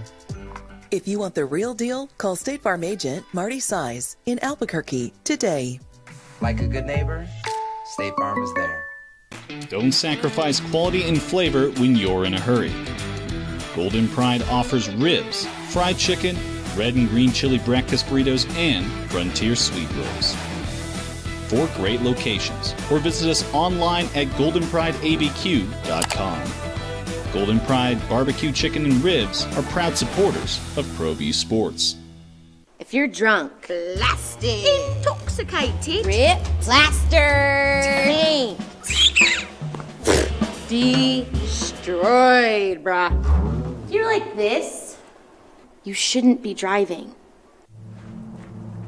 Young driver, this one. Hard to get her out. She'd been drinking. This one. Both of them gone. A little Boise, Idaho. You see what I'm saying? Give me a hoe if you got your funky bus fare. You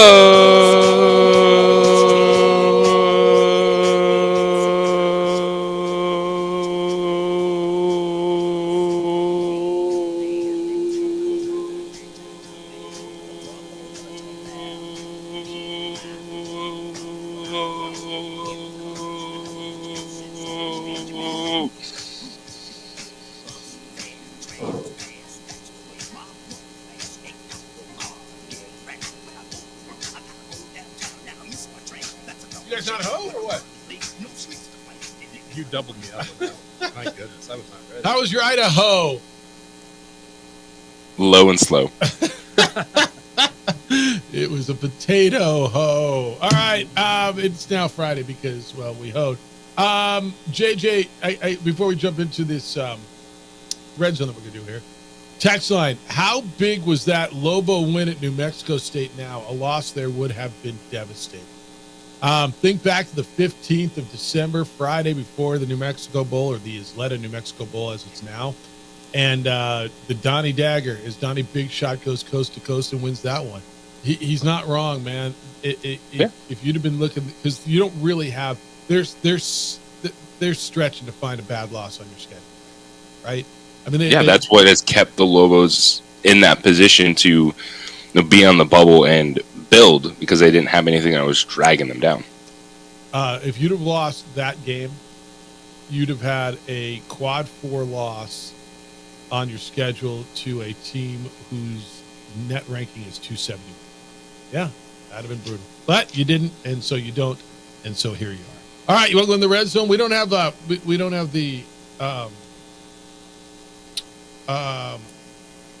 liners. The liners, JJ. It's all right. I'm going to Tom Brady this thing, and we're going to go ahead and wait.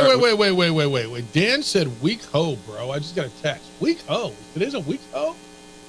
It was not our best, admittedly. I mean, you guys might. I felt like I kind of had a strong hoe.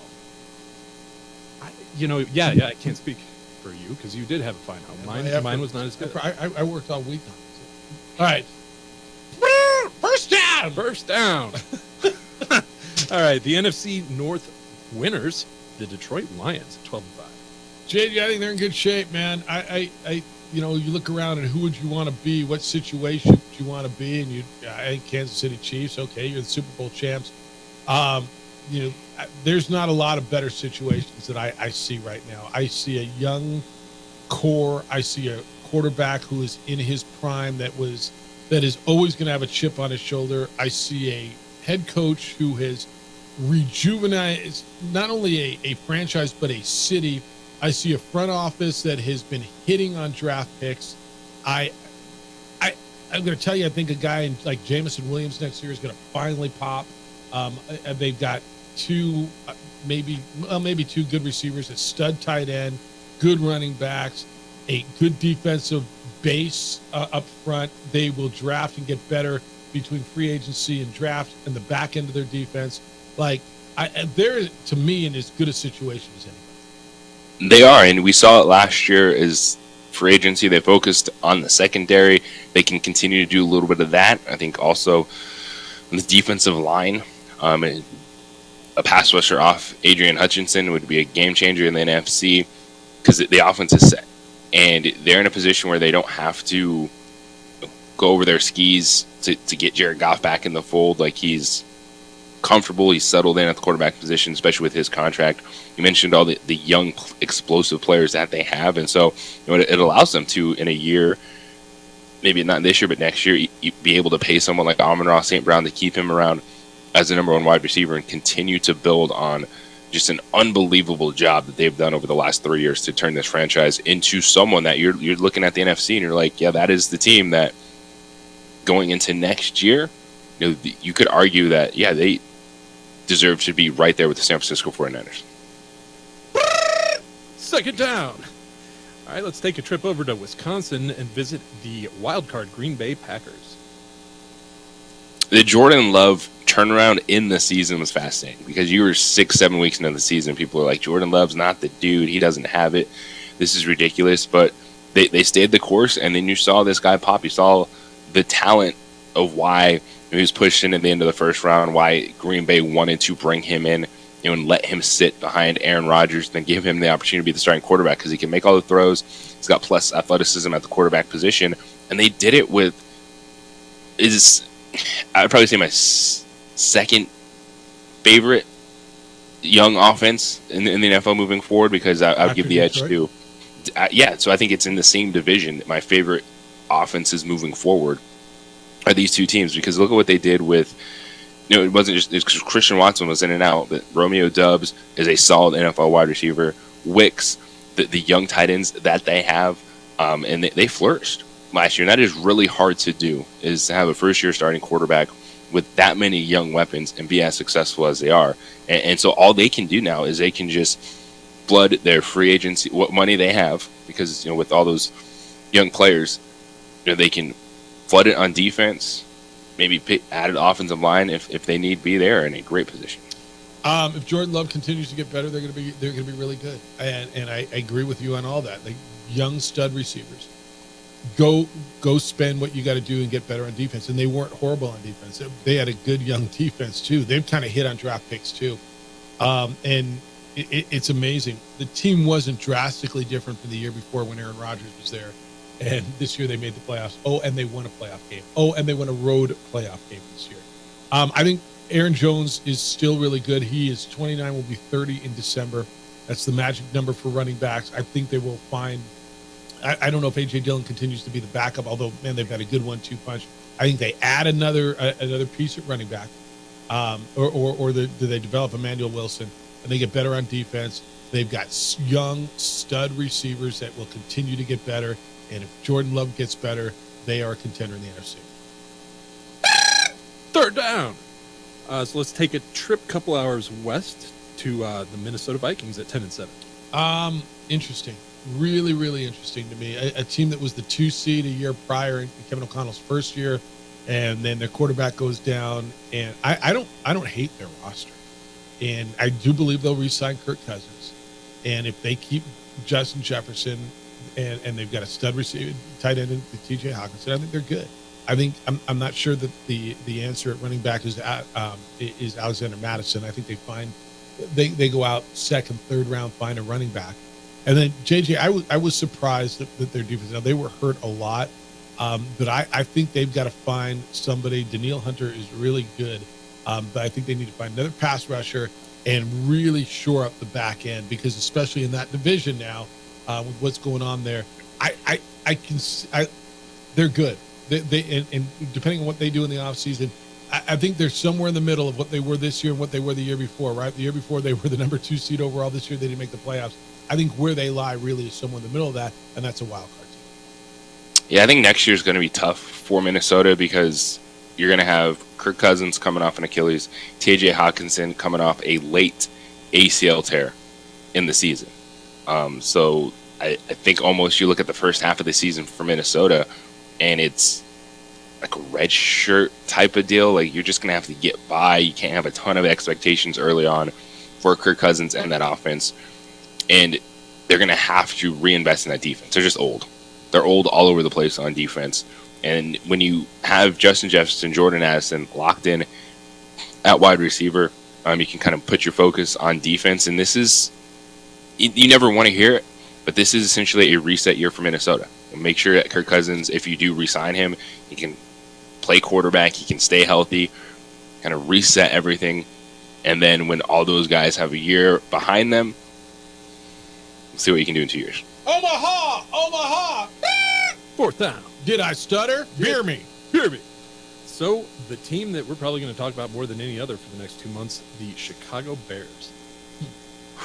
The Chicago Bears. So it comes down to, do they like Caleb Williams or even start talking themselves into Drake May? I think the Chicago Bears are taking a quarterback number 1 overall.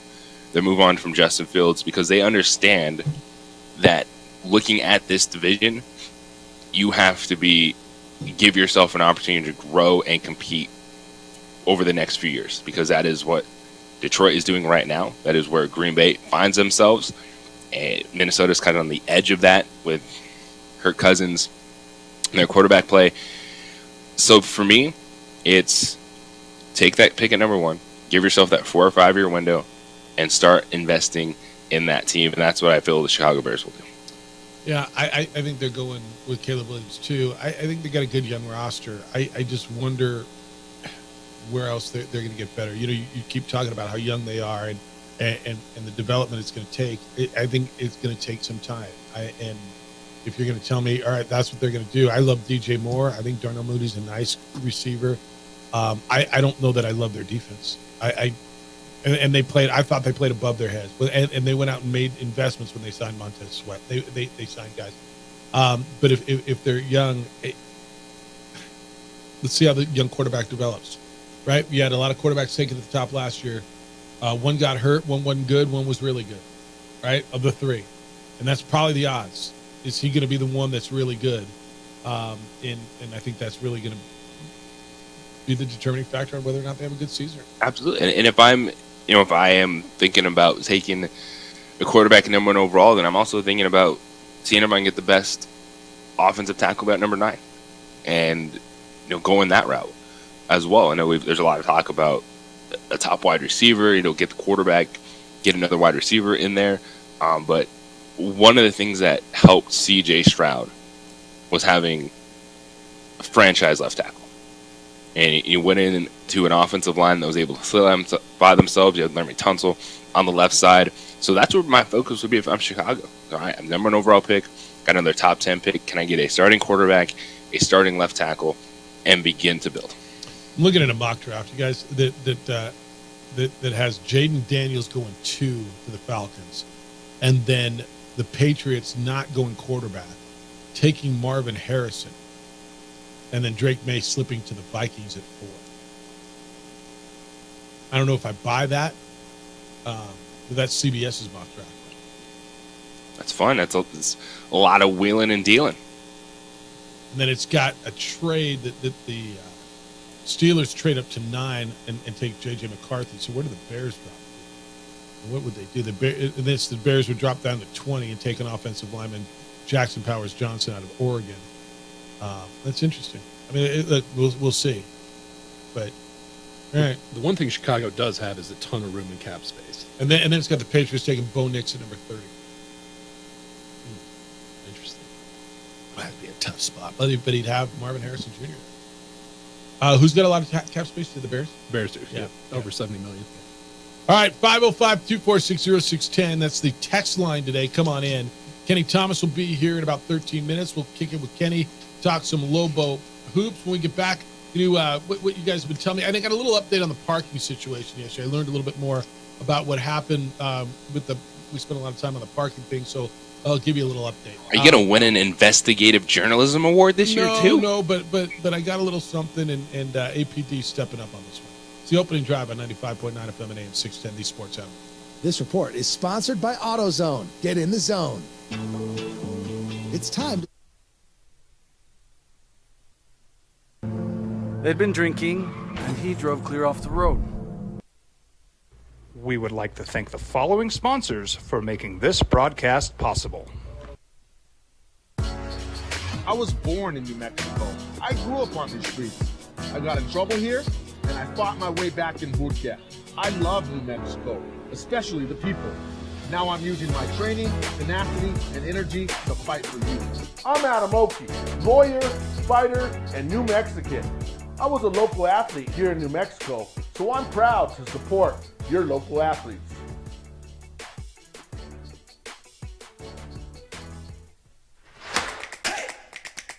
Albuquerque's leader in sports is ProView. From pros to prep, all your favorite action.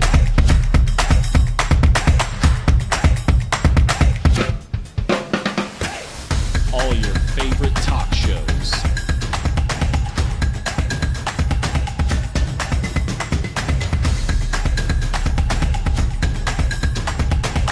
Find it on ProView Networks. Teenagers love a party, especially during prom and graduation season. Often, alcohol is involved. Some parents think that hosting a party with alcohol in their home will keep the kids safe, but it's wrong and it's illegal. As a parent, to allow your teenagers' underage friends to consume alcohol on your property is a felony. Parents who host lose the most. Don't be a party to teenage drinking. This is a program of the Drug Free Action Alliance. For more information, go to burnco.gov/do-not-host.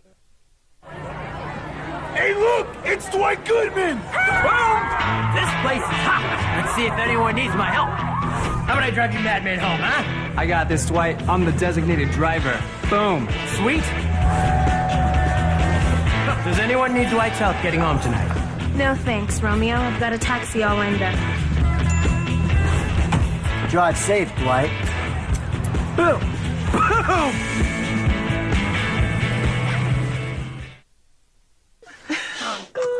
Seriously? You expect me to drive while you aren't wearing seatbelts? What's the worst that can happen?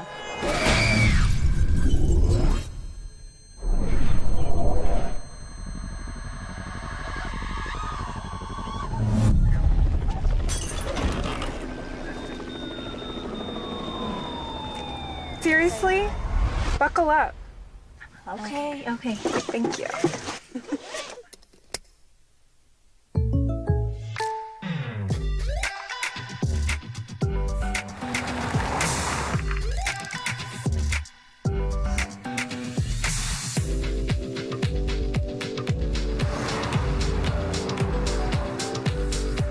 For your surprisingly great rates, contact your local State Farm agent today. If you want the real deal, call State Farm agent Marty Size in Albuquerque today. Like a good neighbor, State Farm is there. For your business or your home, Valley Fence stands alone. We're number one in New Mexico for a reason. It's the best fence you can own. Proudly serving New Mexico for over 50 years. At Valley Fence, the difference is clear. No fence too big, too small, or difficult. We handle them all at Valley Fence Company.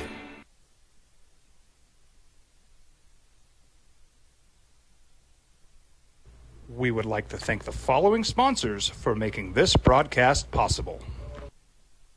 What's going on, Lobo Nation? Ja'Cory Krosky-Miller here. And I'm Devin Dampier. The Lobo football team's going through some changes, but we're here to stay. We'll put in the work on the field and in the weight room, but we'll need your help off the field. 505 Sports Venture is leading the charge in the NIL space. And you can be part of it. Shorty, she better than all my intentions. Locked in, shorty, you got my attention. CEO, baby, I get you the business. Touchdown and pay you a visit.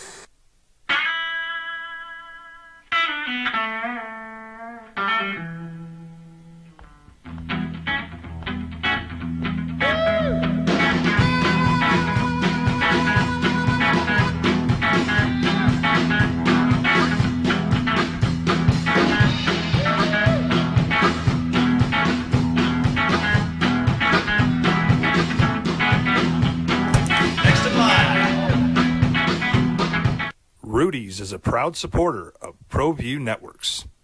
Teenagers love a party, especially during prom and graduation season. Often, alcohol is involved. Some parents think that hosting a party with alcohol in their home will keep the kids safe, but it's wrong and it's illegal. As a parent, to allow your teenagers' underage friends to consume alcohol on your property is a felony. Parents who host lose the most. Lobo basketball men tomorrow at the Pit, 2 o'clock tip, 1:30 pregame over on News Radio KKOB. Robert Portnoy, the voice of Lobos on the men's side, and Hunter Green will have the call. Same time right here on the Sports Animal. JJ Buck, the voice of the Lady Lobos, will be up in beautiful Laradice, Wyoming. You check the weather, by the way? What's it going to be? What are you getting up in Laramie? I know you have. Oh, it's been fantastic in Boise this week. All right. You Lovely same weather. thing up in Laramie? When we head down to Laramie, Wyoming, it is going to be 44 degrees with some wind. You can't beat that. Let's go. Yes. JJ will crack the mic here on the Sports Animal, 1:30 tomorrow. The Lobos and Cowgirls, 2 o'clock tip-off. So when people go out to the Lobo men's game, some people have been parked at the same place for, from what I understand, to be 20 years. JJ, you're going to park in a different spot because they came out after the game the other night and their cars were towed. Here's what I learned yesterday. So there were about 19 cars that were towed, and I guess some were parked on a curb, like they just up on a curb. Well, we've been parking there for years. There's a new police substation, and I say new. It went up during the summer, like last summer, is when it opened, and it's there's a police substation. That building that used to be whatever it used to be, it's directly north of the pit.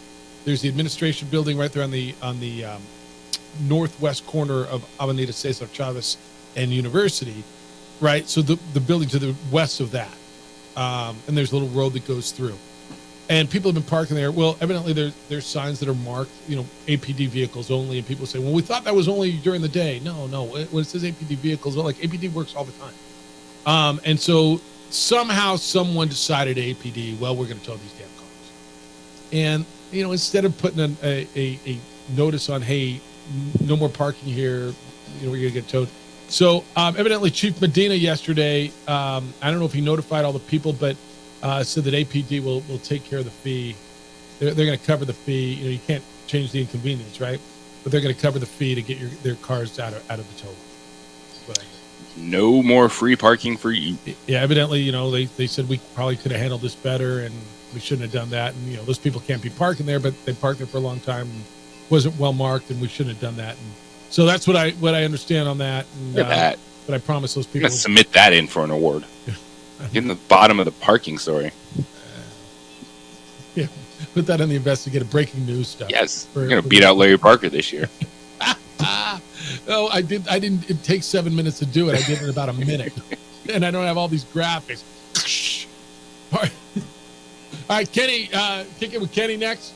Kenny Thomas is in. Let's talk some hoops with the former Lobo great next on the opening drive on 95.9 FM and AM 670 Sports Zone. I'm Amy Lawrence.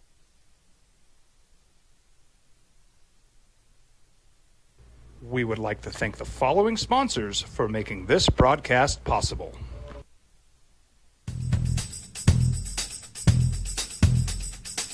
International Protective Services is a proud supporter of ProView Sports and New Mexico Youth Athletics. IPS provides residential and commercial security services in the Albuquerque metro area. For more info, please call 505-897-2420 or visit internationalprotectiveservice.com.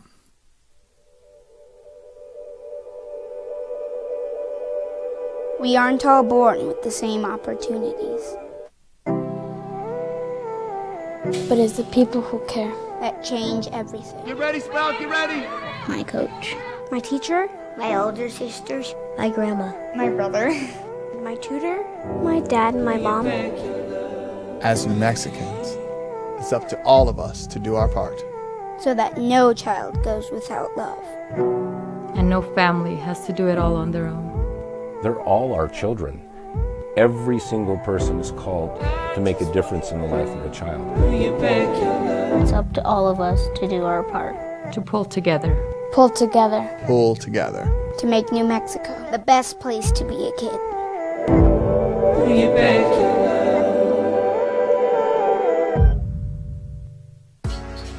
I was born in New Mexico. I grew up on these streets. I got in trouble here, and I fought my way back in Burquia.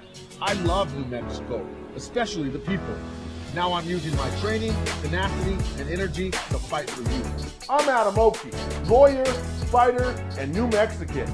I was a local athlete here in New Mexico, so I'm proud to support your local athletes.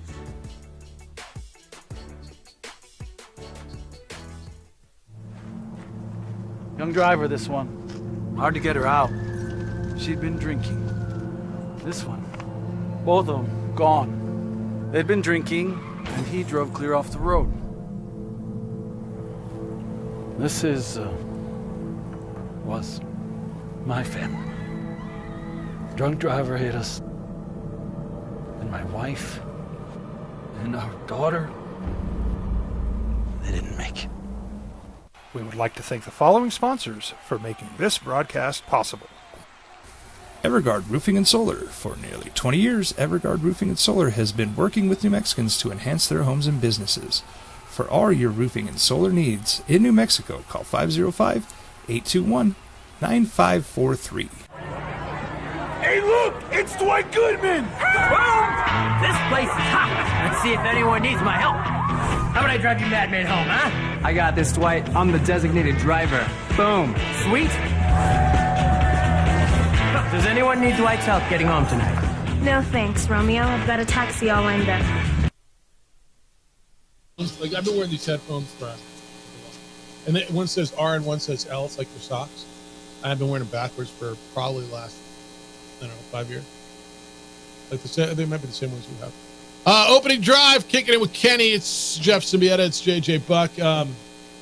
Kenny might be here soon. He's on his way, I think. But we'll talk some hoops, global basketball, coming off a big win. I don't know. Is it settled down a little bit, JJ? You're in Boise, Idaho. Ladies play. How long does it take, you think, to get over or get past, right? Get over yourselves on a big win, get past yourselves on a big loss. Is it the 24-hour rule? Is it the overnight rule? What do you think it is? It is different for fans and athletes. And for athletes, they do a phenomenal job of moving on. We were at practice yesterday, and it wasn't like there wasn't moping around or like, oh my gosh, we lost a tight one at Boise State, and how did that happen? It was just right back to work. And this is what Wyoming is going to do, and this is the way you better play defense against the Cowgirls if you want to win this game. Yeah, and now the ladies have a really big one, right? They've got to figure out a way to win this one. Kind of got a win game. Yeah, kind of got a win game for them. Are they secure, or where are you? And I should know this as far as getting a first round bye in the conference tournament. No, not secure. Because when you look at the standings, Boise State, Wyoming, UNM 9-5, San Diego State 9-6. Then the Aztecs right now are in 5th place. Lobos will host the Aztecs Wednesday night. They already lost that first game in San Diego, and then you have Nevada 8-6 right there in 6th place. So not at all. Okay, Big Time just walked in. He shows up when he wants. He's got his shades on. It's really, really bright in here. It's like he's getting used to this thing now. He is. Kenny Thomas is here, ladies and gentlemen, boys and girls, 11-year NBA great. And when you own all those records, even though you just lost one the other day, when you own all those records, man, you are. What's up, Kenny Thomas? What up, my guy? What's up, Kenny Thomas? What's going on, man? It's kind of weird that I call you Kenny Thomas. You always do that crap. I don't know why you do that. I mean, come on, man. Next level. Say hi to JJ Buck. You can even call me K Tizzle. What's up, JJ? Where you at? What's up, KT? Yeah, we in Boise, Idaho. Yeah, I figured. I came in here. I was like, "Where's JJ?" He's right there in your ear. He's right there in your ear. My guy. I see him right here. Hey, kind of a big game. What a win the other night. I don't know what you thought of Donovan Dent, and I know what you think of him. We did a whole show almost yesterday on nicknames for Donnie Big Shot. The ones he liked Donnie Big Shot. Yeah. Donnie Big, you know what I'm talking about. Big cojones. Donnie Big Bag, a lot came out. The Dentist was the other one of favorite. The Lobo fan says he makes us smile and the other team hates to see him. Yeah. The Dentist. How about that shot? Man, he's been playing at a very, very high level, especially coming down the stretch right now. The other night, me and Brandon on our show after the game, the Colorado State game, we were talking about, I was bringing up the fact that how obviously House and Mashburn were the go-to guys when he came in, right? Patino was trying to see how he could fit him in his freshman year. Yeah. And then the little glimpses of what we see today, now he's putting it all together. The confidence is there. Even that big three he hit. They're not the greatest perimeter shooting team, but when they're playing the passing lanes on defense and playing the right way, they're a totally different squad. And it was a great game. And the Lobos are usually getting out and scoring 8 in the 80s. But once again, another school in Colorado State, they come out and they slowed up the tempo and they played the way that they wanted to play. Well, it was choppy. Lobos only turned the ball over 4 times, but they were sloppy. They didn't shoot well. Lobos beat a ranked team in the pit for the first time. It's the 3rd time in this season. That's never happened before. Not even your great teams have beat. And you never always get the opportunities. It's because so many ranked teams are coming through this year. Hey, back in the day, man, we didn't have a lot of ranked. That's what I'm saying. That's why it happened for the first time. In Donovan was on with us yesterday, and if you missed the conversation with Donovan Dent, you can find it wherever you get your podcasts. It's go to sportsanalabq.com. Click on the opening drive. Donovan was so good yesterday, so mature, but confident, man. And I think you get this. You come in to a veteran team like this, to find the confidence that he's got. It's a two-pronged point that I want you to respond to. I think he has grown with the success, but with the respect that he has earned from his teammates. And I give Richard Pitino a lot of credit for being able to mesh these three guards. When everybody says, you got to sit one, there's only one basketball, he realized he's got three tremendous talents. There's not a lot of teams that I can recall that had three dynamic guards that work this well. Yeah, see, the thing about Dent, like I said a second ago, he's coming into his own, right? And in college, you expect kids to develop. That's why you have a coaching staff. I'm pretty sure that staff has been in Dent's ear and the whole backcourt when that's concerned, because I don't see the backcourt really coming down and determining who's going to end up getting that shot, except for like at the end of the game or when it's a crucial time. I'm sorry, I hate to say it, I love me some Mashburn and I love me some House at that energy. But if Dent doesn't have the ball in his hands after in crucial moments, something's not right. What if you're down 3, you need a 3? Now, are we talking a different story? Who do you want taking the 3? No. I think it's one of those things when you talk about a 3, obviously Dent needs the ball, right? But the fact that Dent is able to penetrate and break down the defense to where they have to collapse in the paint because he's so dynamic when he gets in there. And then what happens is when the defense collapses, that opens up the outside. I think that's where Emzil and some other guys have really come in and stepped up and played some good offense for that matter. Kenny Thomas is in. We're kicking it with Kenny here on the opening drive. Jeff Symbieta, JJ Buck. Well, to KT's point, we saw that at Nevada. What did they do? Dent drove baseline, passed it out to Mash. He hit the go-ahead three-point shot. So your point guard is going to set all that up. But also, KT, that 2 of the last 3 games, the Lobos winning in the final seconds. And we've kind of had that discussion in conference play. Yeah, they were blowing everyone out, but what are they going to do in a tight game? How much confidence can this team gain from those 2 victories at the very end? Well, a win's a win. Let's just start off like that. And a loss is a loss. And a loss is a loss, right? And then this is when you get into football is football, JJ. Now, this is when you win by a couple points, that's great. But when you win by 5, 10, 15 points, you're making a statement. I wanted the Lobos to come out and make a statement. They started the game off great. They're on a 15-1 run in the first 5 minutes or less. But obviously, with a team like Colorado State and the way that they're playing, they're going to go on a run. And then next thing you know, Stevens, he's unbelievable, man. The way that he was splitting 2-3 guys at a time and still getting and still he's not being selfish. That was the huge part, because Pitino, they started doubling him. And then when the big fella hit that 3, that changed the game. Cartier hit that. It was the first 3 he hit all day, and they went up by 1. Yeah, but the confidence in that shot, you can tell that they're a good team. But the Lobos took care of home court. You gotta take care of home court. Yeah, I think it's important too. And your point is you want to make statements, but you get late in the year. We're talking about going to Las Vegas for a conference tournament, playing NCAA tournament games. They're going to be tight contests, and you want to see how these guys are able to execute at the end. I totally agree. In execution and only having 4 turnovers. That's huge. That's the lowest I've seen, and I can't recall how. That is unreal. Yeah. And they only scored 6 to 8 points. So that tells you right now that they weren't shooting the ball that well. Shot 37%. Exactly. But it really doesn't matter. But I want to bring up a key point to you guys.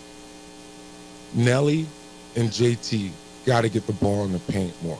Okay, so I thought in the first half, and even the first part of the second half, they ran the offense through Nelly. And I thought, let me tell you, that game against Colorado State and the game a week prior against Nevada, I thought he looked and played bigger than I'd seen him play all year. Yeah. See, when it comes to Nelly, right, I think he can score when he's patient, especially with his back to the basket, because he's not really getting double teamed like JT is, right? Nelly, rebound. When you talk about San Diego State and you talk about UNLV, those teams are long. This is where I expect Nelly to be that long force in the paint and protect the paint. JT, hey, if you're listening to me, man, I might hit you on IG, but when they're doubling you, escape dribble away, keep your dribble, and see what happens after that, because they're coming to double team you and they want you to throw it out. And then that's creating opportunities for the backcourt. But I want to see him escape dribble, keep his dribble, go to a move, see what happens. He's Kenny Thomas. We're kicking with Kenny here on the Sports Animal. Are either of you guys concerned about three-point shooting? And I ask you this going into tournament play now. And I just think about the history of tournament play. They don't have a sniper. Now, they got dudes who can hit shots. They were 5 of 15. House hit some. Dent hit some. Mash has hit some. I mean, Amsil. I'm not telling you they don't have guys who don't hit shots. They don't have a sniper. Yeah. Are you concerned at all that if they have to play from behind and it gets late, that they don't necessarily have that guy that you go into to shoot? Yeah, I mean, obviously the Boise States, the Utah States, the Colorado States, the Air Forces, they all play slow to a certain extent, right? Excuse me. Down the stretch when Colorado State went to a 1-3-1, it's obvious that they're saying, hey, we want you to shoot the ball. And they did. Yes, and they did.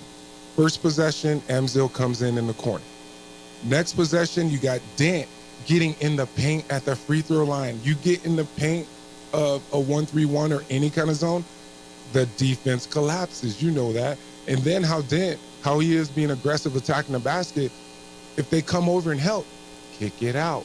And somebody's in the corner to hit an open three. Now back to threes. When it comes down to where House, he's one of those guys that sometimes he takes some ill-advised threes, right? But he makes them. So you got to live with those sometimes. But don't force threes.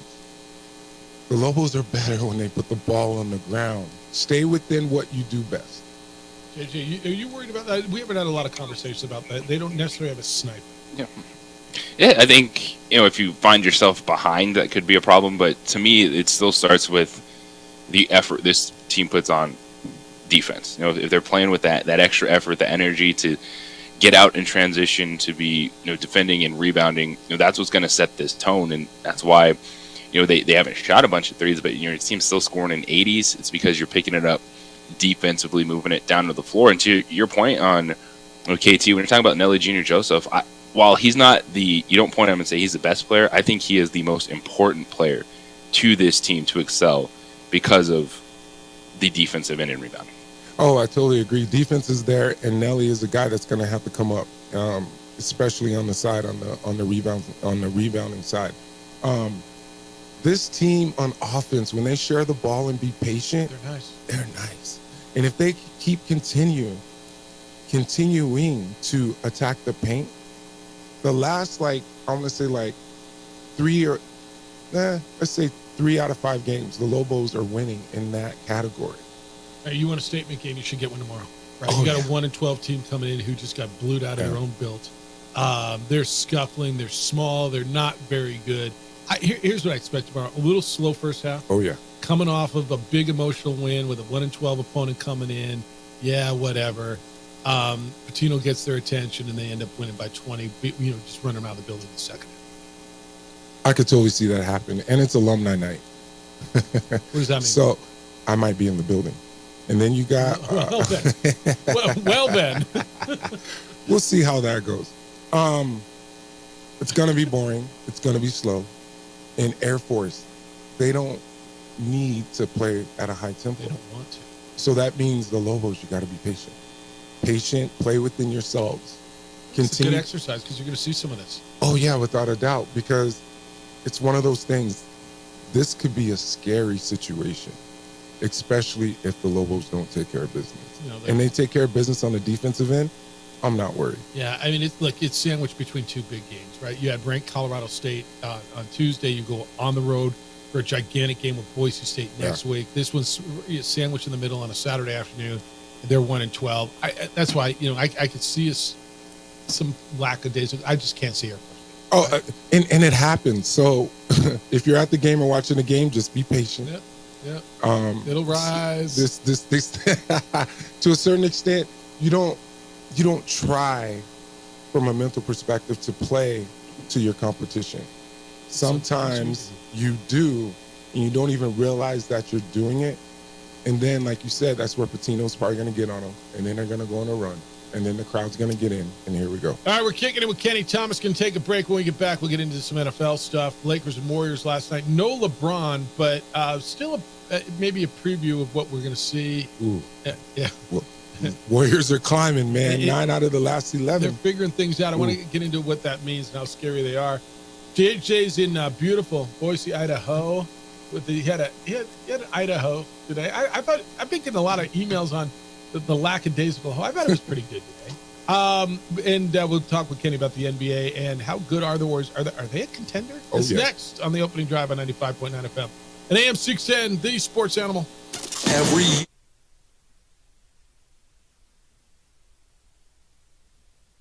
We would like to thank the following sponsors for making this broadcast possible.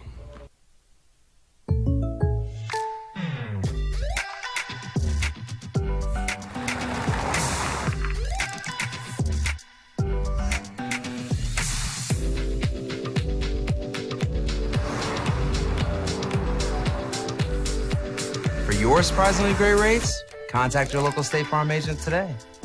If you want the real deal, call State Farm agent Marty Size in Albuquerque today.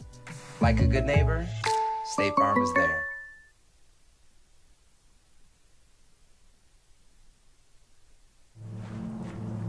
Young driver, this one. Hard to get her out. She'd been drinking. This one. Both of them gone. They'd been drinking, and he drove clear off the road. This was my family. Drunk driver hit us. And my wife and our daughter, they didn't make it. We would like to thank the following sponsors for making this broadcast possible. Don't sacrifice quality and flavor when you're in a hurry. Golden Pride offers ribs, fried chicken, red and green chili breakfast burritos, and Frontier sweet rolls. 4 great locations, or visit us online at goldenprideabq.com. Golden Pride Barbecue Chicken and Ribs are proud supporters of ProView Sports. We would like to thank the following sponsors for making this broadcast possible. Everguard Roofing and Solar. For nearly 20 years, Everguard Roofing and Solar has been working with New Mexicans to enhance their homes and businesses. For all your roofing and solar needs in New Mexico, call 505-821-9543.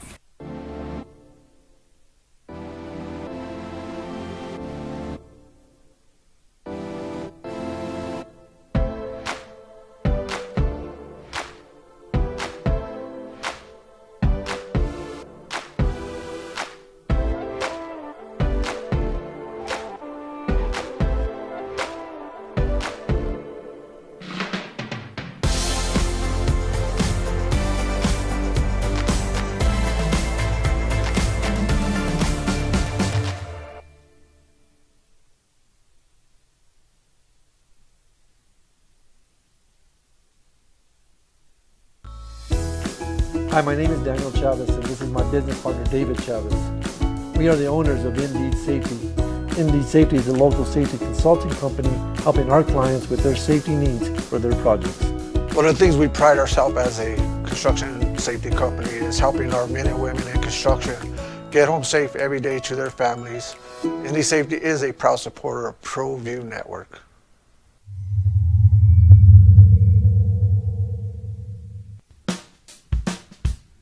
Well, I'm going to the frontier, walk up to the cashier, order up a root beer and a number 1. Cover it with green stuff, 1 scoop is not enough. Find a booth is real tough, back by the Duke.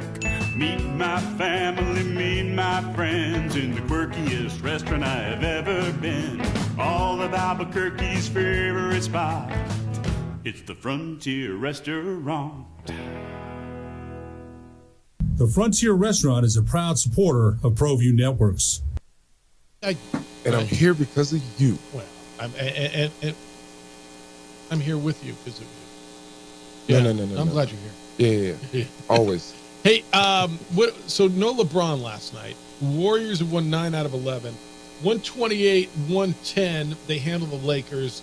Steph goes for a mere 32. Clay off the bench last night. They're winning, taking Klay Thompson off the bench. Are the Warriors legitimate contenders? That means they got to get into the playoffs, through the playoffs, get through the Clippers and get through the Nuggets and get through Oklahoma City and get through Minnesota. Are they legitimate contenders? Always. I said this months ago when the Warriors were in a slump, when Draymond was suspended, when things were unfolding with Klay. Steve Kerr just said yesterday that Klay Thompson is coming off the bench. And there's a reason why. They're 9-11. So that means the chemistry shifted. And then when Klay is able to come off the bench, he's the guy. He should be the guy that the ball's going through.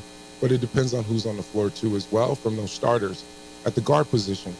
But the Warriors they're in 10th and they're climbing. And then you got the Kings right there that just won last night. That's an 8th.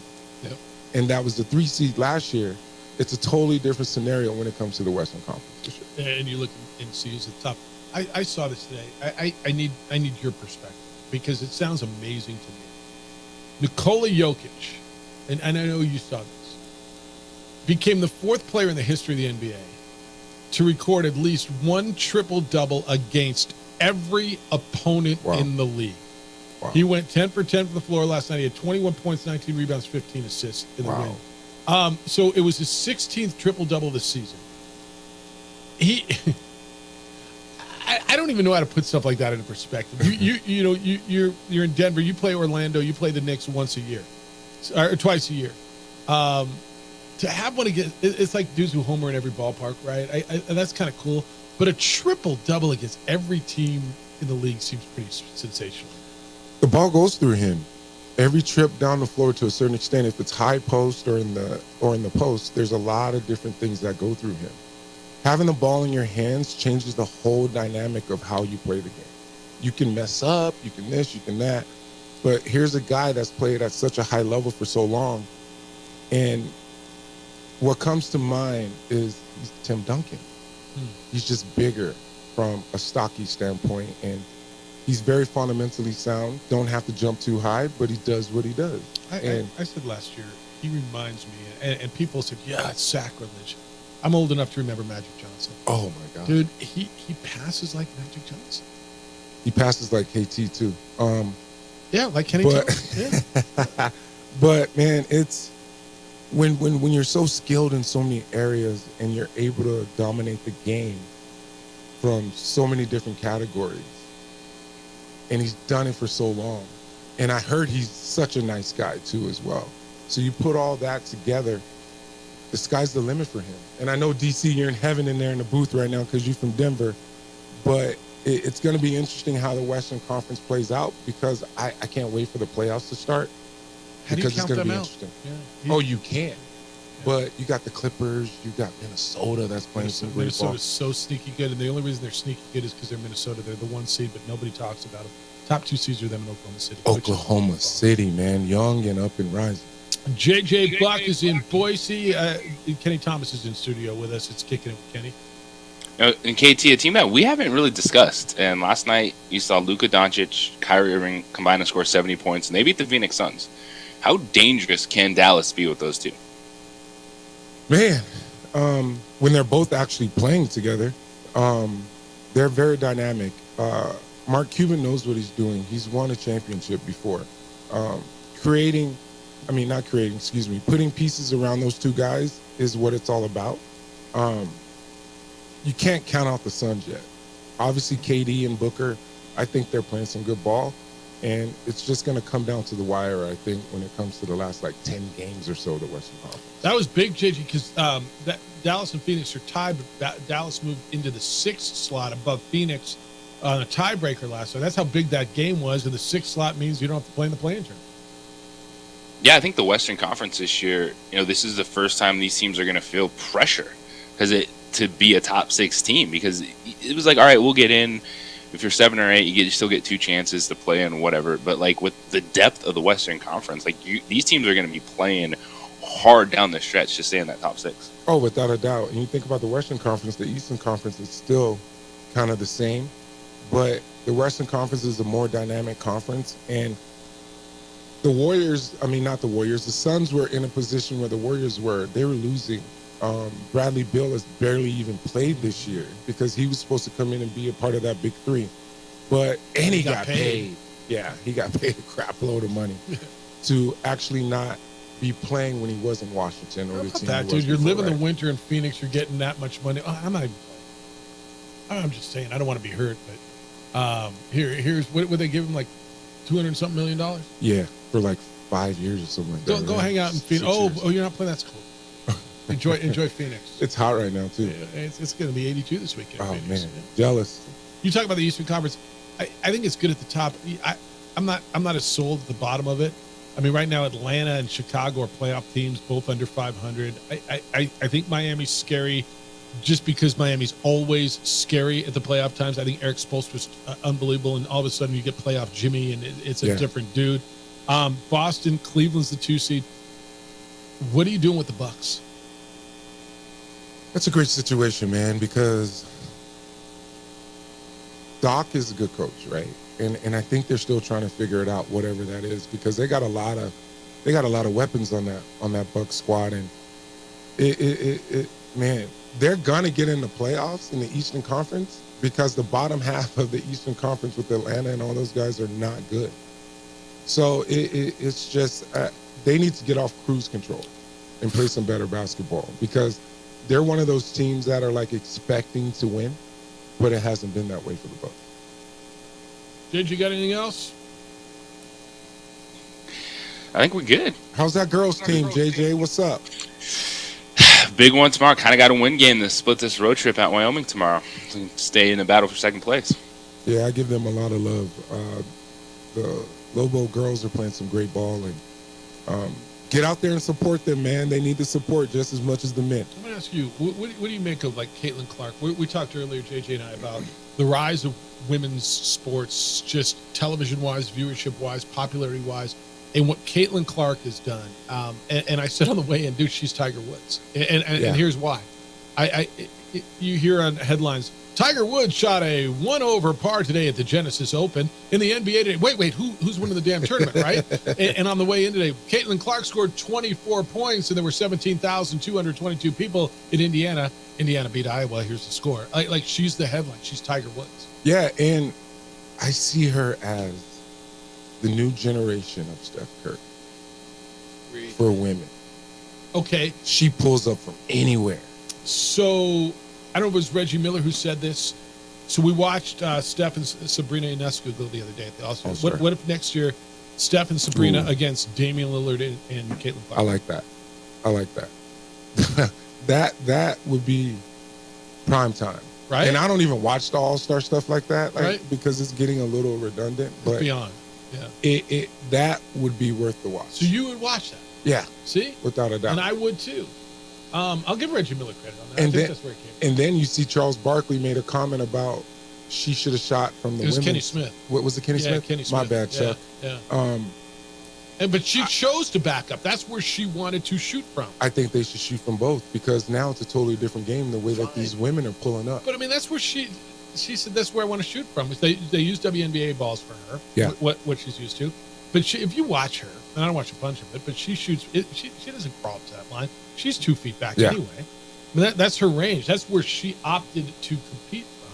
I give her all the credit in the world. Kenny took Keto. Yes, he did. Boy, did he! Oh my goodness. Yeah. All right, you can hear Kenny tomorrow over on News Radio KKB. He gets a day job tomorrow, gets his evening free. Thank goodness. 2:00 tip-off. Kenny will be on with Brandon Ortega on Lobo Live. It's a call-in show over on News Radio after Lobo men's basketball, and then he's back in here with us on Tuesday. Enjoy the weekend, my friend. Thanks for spending some time with us. Yes, sir. Thank you. I appreciate it. Charlie Wood. He didn't make the cut. I know, but He wasn't still gonna make the 15, man. God bless him. Did you? I mean, he shot a number like you and I shoot, like he had a 12. no, honestly. I know. Like, and good for him. This is Tiger's kid in the qualifier for the PGA. Like, there was no way. Yeah. And God bless him, and he will be a good golfer, I have no doubt. But he's going up against guys who do this for a living. Yeah. Oh, yeah, without a doubt. But 15? I know. That's something. Oh, my goodness. I can't wait to see him when he's like 20, 22. He'll never be his dad. but he might be pretty good. Hey, follow your boy, Kenny Thomas NBA. I got a lot of different things coming this summer in the community, some partnerships, some basketball tournaments.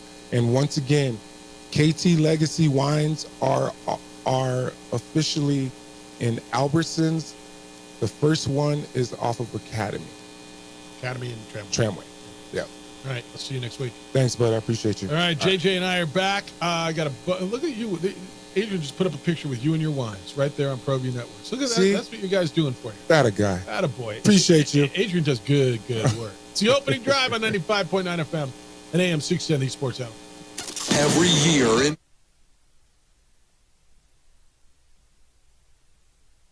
We would like to thank the following sponsors for making this broadcast possible.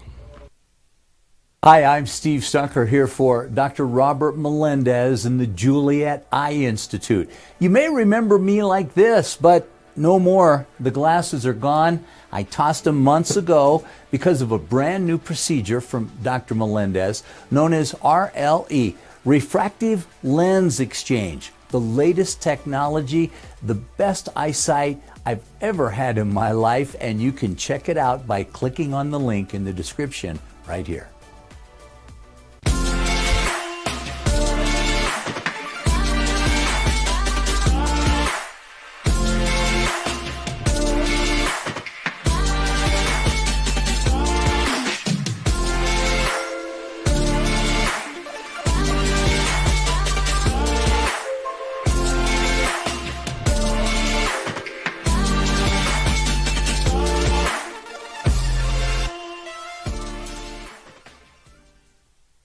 These days, it's important to know people and businesses you can trust. There's a lot of places where you can buy a vehicle, but there's only a few local dealerships where you'll find honest people who have your best interests in mind. And Fiesta Kia is one of them. We've been helping our neighbors save money and drive dependable cars for years, and we'd love to help you. With new Kias arriving daily, you'll love our selection and the peace of mind you'll get driving a Kia from Fiesta. So stop by and see us today at Fiesta Kia on Lomas, or just start driving now at fiestakia.com. Here at Clark's Pets, we understand your pets. We take meticulous time to find out more about them. Dig deep into their world to understand their needs. We do research for knowledge of each pet, so you can trust Clark's Pets to provide you the best products and service for your pets, because we work hard to understand all of their needs. Clark's Pet Emporium, your pet's second best friend.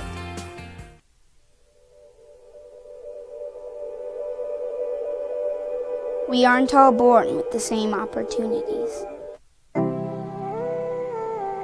But it's the people who care that change everything. Get ready, Spout, get ready! My coach, my teacher, my older sisters, my grandma, my brother, my tutor, my dad, and my mom.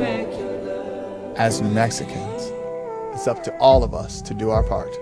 So that no child goes without love. And no family has to do it all on their own. They're all our children. Every single person is called to make a difference in the life of a child. It's up to all of us to do our part.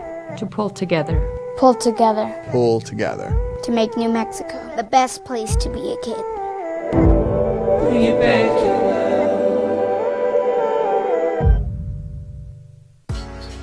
I was born in New Mexico. I grew up on these streets. I got in trouble here, and I fought my way back in boot camp. I love New Mexico, especially the people. Now I'm using my training, tenacity, and energy to fight for you. Into your weekend. What's up, dude? How's beautiful blue skies? JJ's in Boise, Idaho. That's the longest you've ever spent there, huh? You had a whole day to trip around Boise. I got people there, you know? Yeah, it's not bad. It's nice. Done a lot of work around here. And he'll be on the air here tomorrow. 2 o'clock tip-off and 1:30 pregame. Lobo women's basketball. Lobos against the Cowgirls. New Orleans Saints this morning reworked Derek Carr's deal to save them $23 million. We throw around numbers like they're nothing. Dude, $23 million is so much money, but it's not, if that even makes sense. You know what I mean? We just throw around numbers. Look, they just saved $23 million. It's monopoly money. Carr was due $30 million base salary for the upcoming season. They converted a large portion of that into a signing bonus. Here you go. And so they need to free up another $80 million. But this is one of several moves that they're going to get to make. Don't we just throw $80 million. Yeah, no. I get it. He's still their quarterback. You don't care how he gets his money. I'm not sure he cares how he gets his money, as long as he gets his money. But I mean, that just went down. We just throw around the numbers, and we've been doing this for years. It's just bonkers. It's just bonkers. The way we throw these around. All right, let me read you some of the correspondence that you've sent to us today. Obviously the phone lines are down today, and I apologize. 505-246-0610 is the text line, and you can send emails. Jeff at sportsanimалabq.com, JJ at sportsanimалabq.com.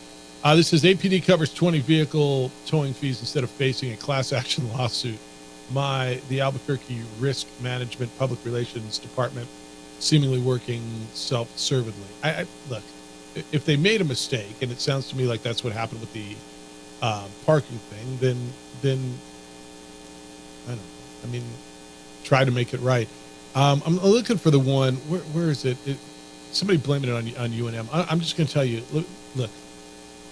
UNM can take their hits when they need to take hits. This is not on UNM. UNM did not do this. This was an APD thing. APD made a mistake, and they've admitted their mistake. They shouldn't have done it. Now, were cars parked illegally? They might have been, but if cars were parked at a certain place for so long and they've been getting, I mean, there were better ways to handle it. I think they understand. Here it is. Bourne says, "Who decides, Jeffy Lube? It's a good idea to tow 19 cars during one of these chilly midweek late post times. This is just another self-inflicted wound for Lobo Athletics and APD." This I know it falls on Lobo Athletics because it's around their game. Lobo Athletics didn't do this. Like you can blame UNM for whatever. This isn't their fault. I know enough about this one, you guys. APD made a mistake, and it was a bad judgment. They just bad call. But then don't put this one on.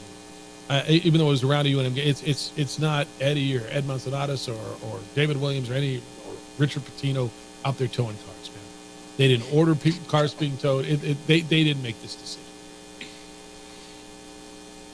You know what I'm saying? But I run an event. I know who gets the calls. I get it. All right, James is in on the ladies, JJ. He's big stretch for the battered women's basketball team. Jeff, Lady Lobos Mountain West Conference fate will be decided the next 5 days with a grueling contest at 72-20, followed by the Techettes coming to Wise Pies with a week off to rest and prepare. Truth? Yep. Late in the season, you have the packed bunch 2 through 6 on the women's side, and you're really fighting for 2 or 3 so you can stay on opposite UNLV for as long as possible. But at this point, in UNM, you just actually want to win a game in Las Vegas. No doubt, huh? No doubt. You had a quick exit last year, didn't you? 1 point loss to the Aztecs and right back home. I think we crossed each other at the airport. You came home when I showed up, if I'm not mistaken. Yeah. Bourne says, why do we still have NIL, Jeff? Does anybody like this thing? Hell yes. Even your buddy Doug Gottlieb was wailing about it yesterday. It's no longer what it was intended for. Guys having enough walking around money to get a burger and a Coke. It's from Bourne. To say nobody likes it would be a gigantic, erroneous statement. Players love it. Student athletes love it. So there's somebody. Why do we have it? Because you can't put the toothpaste back in the tube. Was it intended to be name, image, and likeness? Players, student athletes getting compensated for their name, image, and likeness. Is it what it was? Now, why do we? I think, JJ, the question should be, why do we call it NIL? Well, because you didn't realize that you were going to get away with pay for play, and so that's why it was name, image, and likeness, and here's some money for doing something, but that's not there because no one's in control. And every one of these people that are screaming they don't like it, they can look in the mirror and say they're the reason it's here. Because you fought against change for so long. Like, these had to be amateur student athletes. This has to be like back in the day, and it's just not, man. And you never wanted to change. The NCAA fought everything. Like, look how long it took them to be like okay with just athletes getting extra food. Like, oh, Cream you got some cheese on cream the cheese bagel. on your bagel? Get out of here. That's a benefit, and athletes can't get benefit. They did this to themselves. So where I fall on deaf ears is every coach screaming about it, and this is terrible, this is that. Well, you did nothing along the way to help with this process or understand that, hey, if you started a movement where you could put parameters on it, maybe it wouldn't be this, instead of the dam breaking and the transfer portal being there. Name, image, and likeness, pay-per-play being there. So cry me a river with these dudes that are like, well, I can't coach in college anymore, I'm going to get an NFL job. You're part of the problem, and you never wanted to address it. Richard's on the same thing. I don't want schools spending whatever money it takes. Jeff, this is not what college should be about, which is amateur athletes. I don't want rich boosters stepping in and turning clubs into the Yankees and Dodgers. At least the pros, you have luxury tax to penalize those teams. Well, at least the pros, you have contracts too, right? So you go out and buy a free agent, you know he's there for 3 or 4 years. I mean, that almost, to me, is why that system works better, right? Here, it's like Richard Pitino said the other day, it's 1 year at a time, and you have no idea what your team's going to look like next year. We sit around and talk about, oh, Donovan Dent's a sophomore, and JT Toppin's a freshman, and you're all holding your breath, hoping, right? And but on the same you're taking someone else's side of it. Nelly Jr. Joseph is here because of the nice NIL deal. Yep, you're taking someone else's guy. No, that's right. Mustafa Amsil came over. You know, whatever they're getting in their NIL deal. Look, is it going backwards? It's not. But with all due respect, to call it NIL, JJ, it's not. It is a salary. It is pay to play. Well, then are they? We're going to go into that Dartmouth situation. Are they employees? Can they unionize? And then I asked you the question last week, and I asked it somewhere else in another setting. If those lawsuits go through, and the student athletes win that on a broad basis, if they become employees, they have to go to school. Do you have to give them scholarships? Do they have to go to school to play college athletics? We're talking about, at that point, instead of these athletes, and I will say that there's a lot of people that scream that they're for the athletes, but they have zero insight into the process. They just think, like, hey, free market, get as much as you want. But that's going to collapse the system, and then there's going to be nothing there for these student athletes to get, because then, to what you're talking about, does this become club sport? And is that where it's trending? Like, to pretty much what we see everywhere else in the world. They don't play college athletics anywhere else. Right. So is that what we're going to get to? Doesn't make this system wrong. So let me ask you this. We keep talking about it's for the student athlete, All right, let's just take this weird world where they're all employees and they don't have to go to school. But get what you can get. So, JJ, we're talking about 96% of the student athletes, and I think the number's higher, but let's play with a conservative number, that do not play professional athletics, right? Who do not go pro. I think the number's closer to 98%. So 2%, maybe 3% go on and make money playing professional sports. Are we doing the student athlete or then the employee a favor by saying, yep, go to college. You don't have to go to college. Just go there, go to the parties, date their women, play basketball, get their swag, take their money. But you don't have to go to class, and after 4 years, you'll make as much money as you can, or 5 years, or 6 years with the COVID year, whatever the hell you get. And then after you've expired your eligibility, what are you doing with your life, dude? Going to school. Because you don't have a degree. You're going back to school. You're going to pay for school? Where you could in the current model, you can get an education, you have a scholarship. This is a sweetheart model for the athletes at the top, the male athletes. I would argue it's a pretty damn good deal for athletes who are receiving scholarships to go get an education, that have an opportunity to participate in athletics. If they're good enough, they will go make money professionally. They're making money whilst they're playing, but they are still getting a scholarship to get an education to set them for life. Yeah, and I agree with you on that. And that is why I don't think that the people at the top are understanding that guidelines wouldn't be bad. Like having a cap on it, well, we can't do that. You can't cap someone's salary, this or that.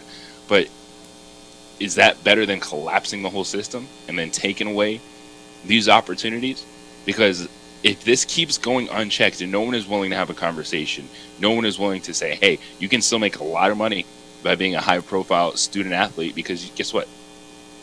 you deserve it at this point in time. The system is gigantic.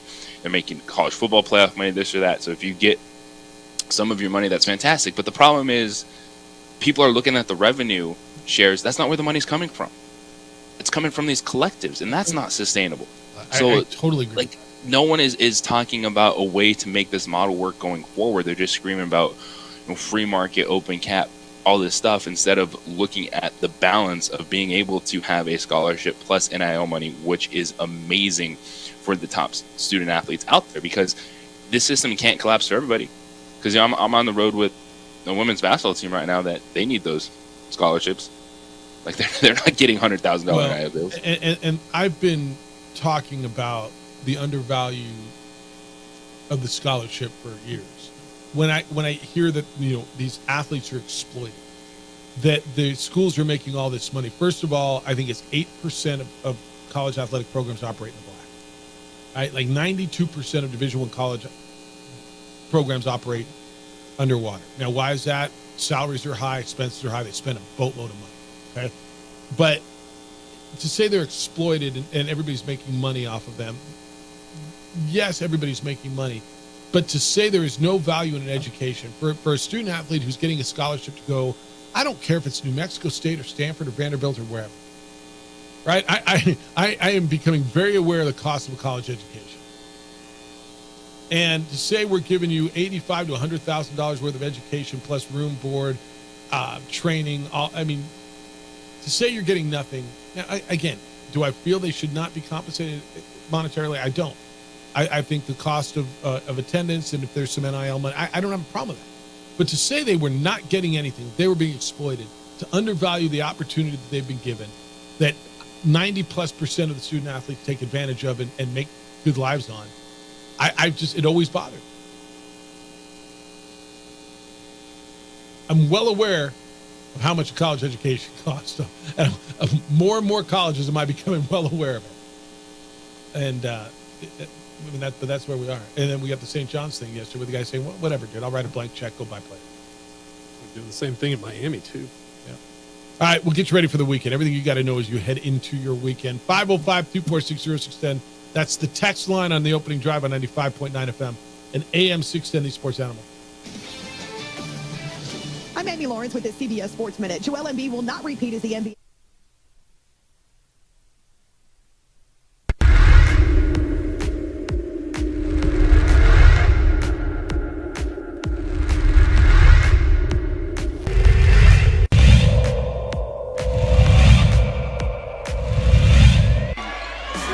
Get into the sink on the offense. Here's Renfro. Renfro throws up a wild one and scores.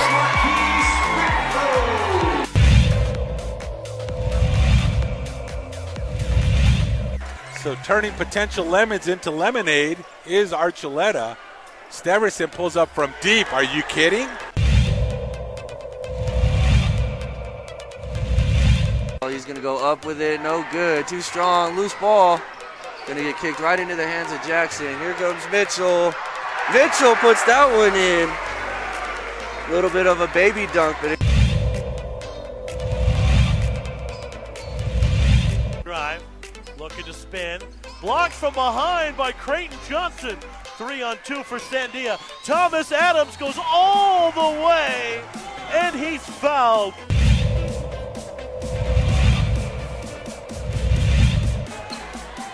Look out, layup. Lund in There transition, get out the phone, slam dunk, David Lund.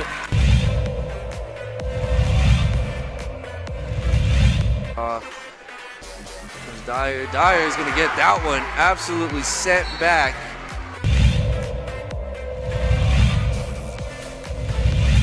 A floater from 5 feet, stolen away. Steverson, here comes the money.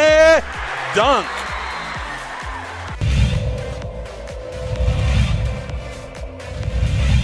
Three, and that could be a dangerous thing for El Dorados. That's just going to be stolen by Chavez, and he's going to put that one down.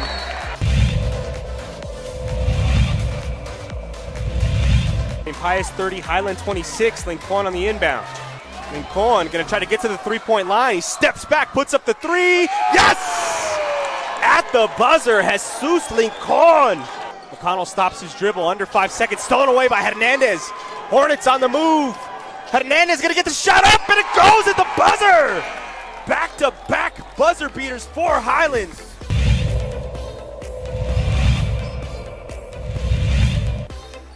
Looking to find some space. He does. Puts it up with the right hand. No, Steverson.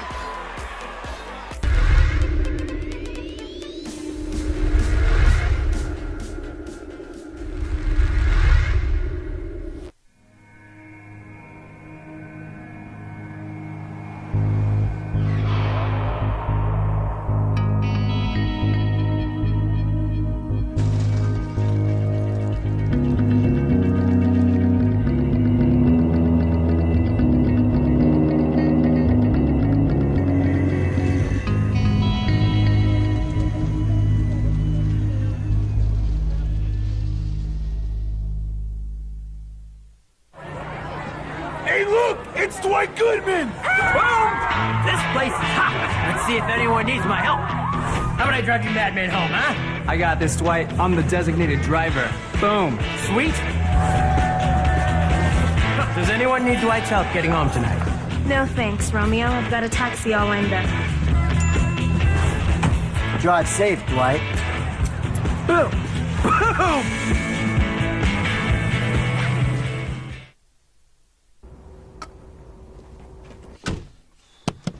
What's going on? Who are you guys? Well, sir, I'm going to pick you up at the DWI checkpoint for drunk driving. And that's when I have to come down to get you out of jail. Well, temporarily. I'm Judge Torres. They call him the Hammer. Hey, hot off the presses, champ. I'm real proud of you, honey. Way to make them happy back home, Captain. Who's that? That's your new buddy in jail.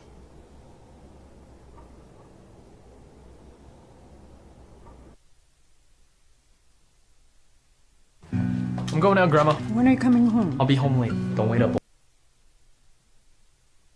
Former, well, not former, the Super Bowl winning quarterback, former Rams and Cardinals quarterback. Yes. Just put out a tweet, a short, when did this come out? This came out, today. He said, I know many of you love college football, but as I start to dive into those college quarterbacks, it's hard for me to even watch. Very few play on schedule. The pass concepts are a mess most of the time. They run the same play over and over. A million bubble screens. Can't find many concepts that translate to the next level. And then people are asked to figure out how good they're going to be at the next level. Nearly impossible in my opinion. He continues, he says, for me, C.J. Stroud's a great example. Obviously really good in college, and Ohio State runs more pro-style concepts than most. But they didn't ask him to process and get the ball out as quickly as he did last year in Houston. So I had no idea how good at processing he'd be fast. He's better in the NFL than what we got to see in college, but many times you just don't know until you know. And this is so much what we're talking about. We talked about Caleb Williams earlier, JJ. He talks about Caleb Williams, says Williams so talented. Concepts get no one open, offensive line bad, so running for his life, and then when things are open, he plays too fast or doesn't see things. So how do you evaluate? Don't you just say gifted thrower and hope it all translates when things are good around him? That's the hocus pocus they're doing. That last line is it. Hope it translates and you're able to build a decent football team around a young quarterback. Because he's right. Caleb Williams pressured the 16th highest rate of 71 quarterbacks last year. So it wasn't perfect. He didn't have all day, all the time. USC was kind of a mess. And when you look at Caleb Williams, you're like, well, you're supposed to be the ultimate player.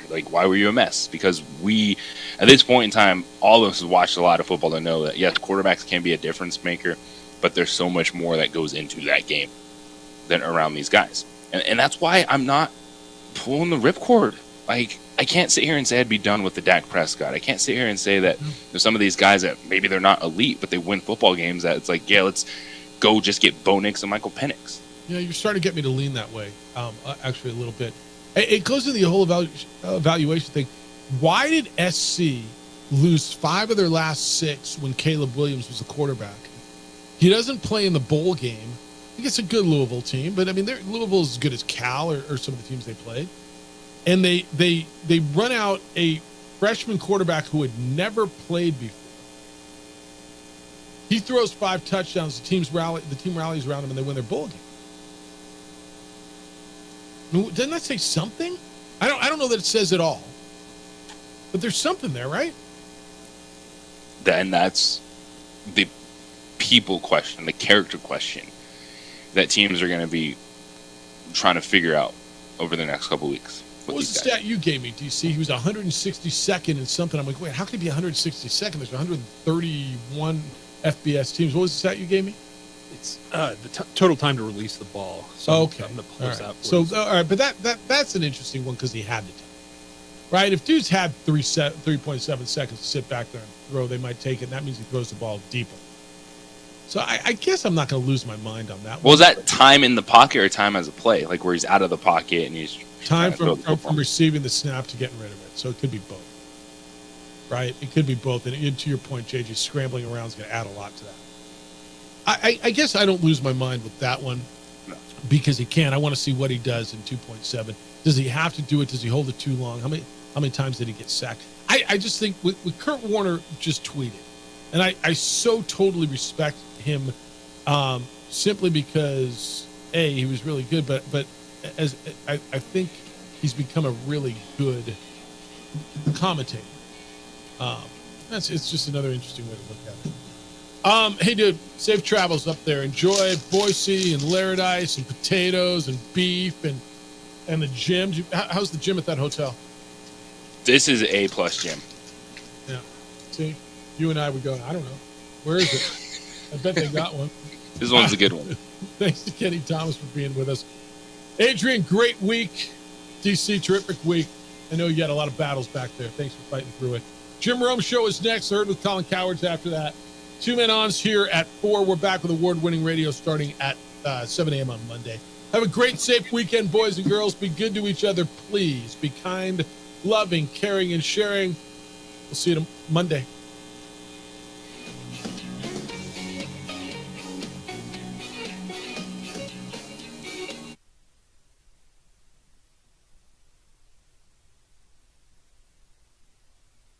We would like to thank the following sponsors for making this broadcast possible.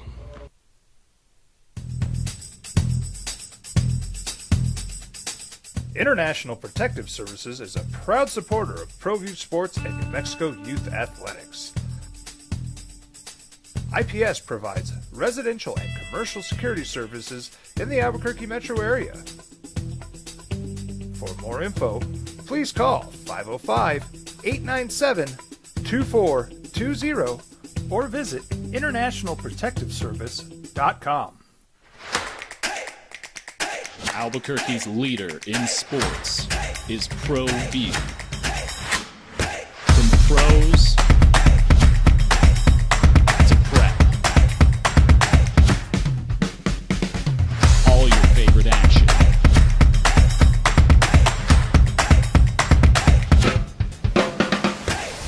All your favorite talk shows.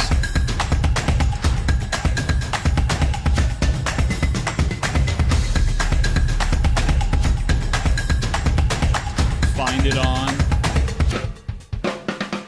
ProView Networks. What's going on, Lobo Nation? Ja'Cory Krosky-Mirror here. And I'm Devin Dampier. The Lobo football team is going through some changes, but we're here to stay. We'll put in the work on the field and in the weight room, but we'll need your help off the field. 505 Sports Venture is leading the charge in the NIL space. And you can be part of it. Try this shit better than all my intentions. Like me, shorty, you got my attention. See your baby, I get you the business. Touchdown and pay you a visit.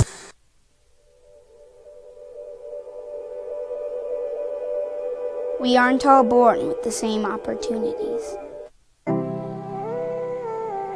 But it's the people who care that change everything. Get ready, Sprout, get ready. My coach, my teacher, my older sisters, my grandma, my brother, my tutor, my dad, and my mom. As New Mexicans, it's up to all of us to do our part. So that no child goes without love. And no family has to do it all on their own. They're all our children. Every single person is called to make a difference in the life of a child. It's up to all of us to do our part. To pull together. Pull together Pull together. to make New Mexico the best place to be a kid. Bring it back.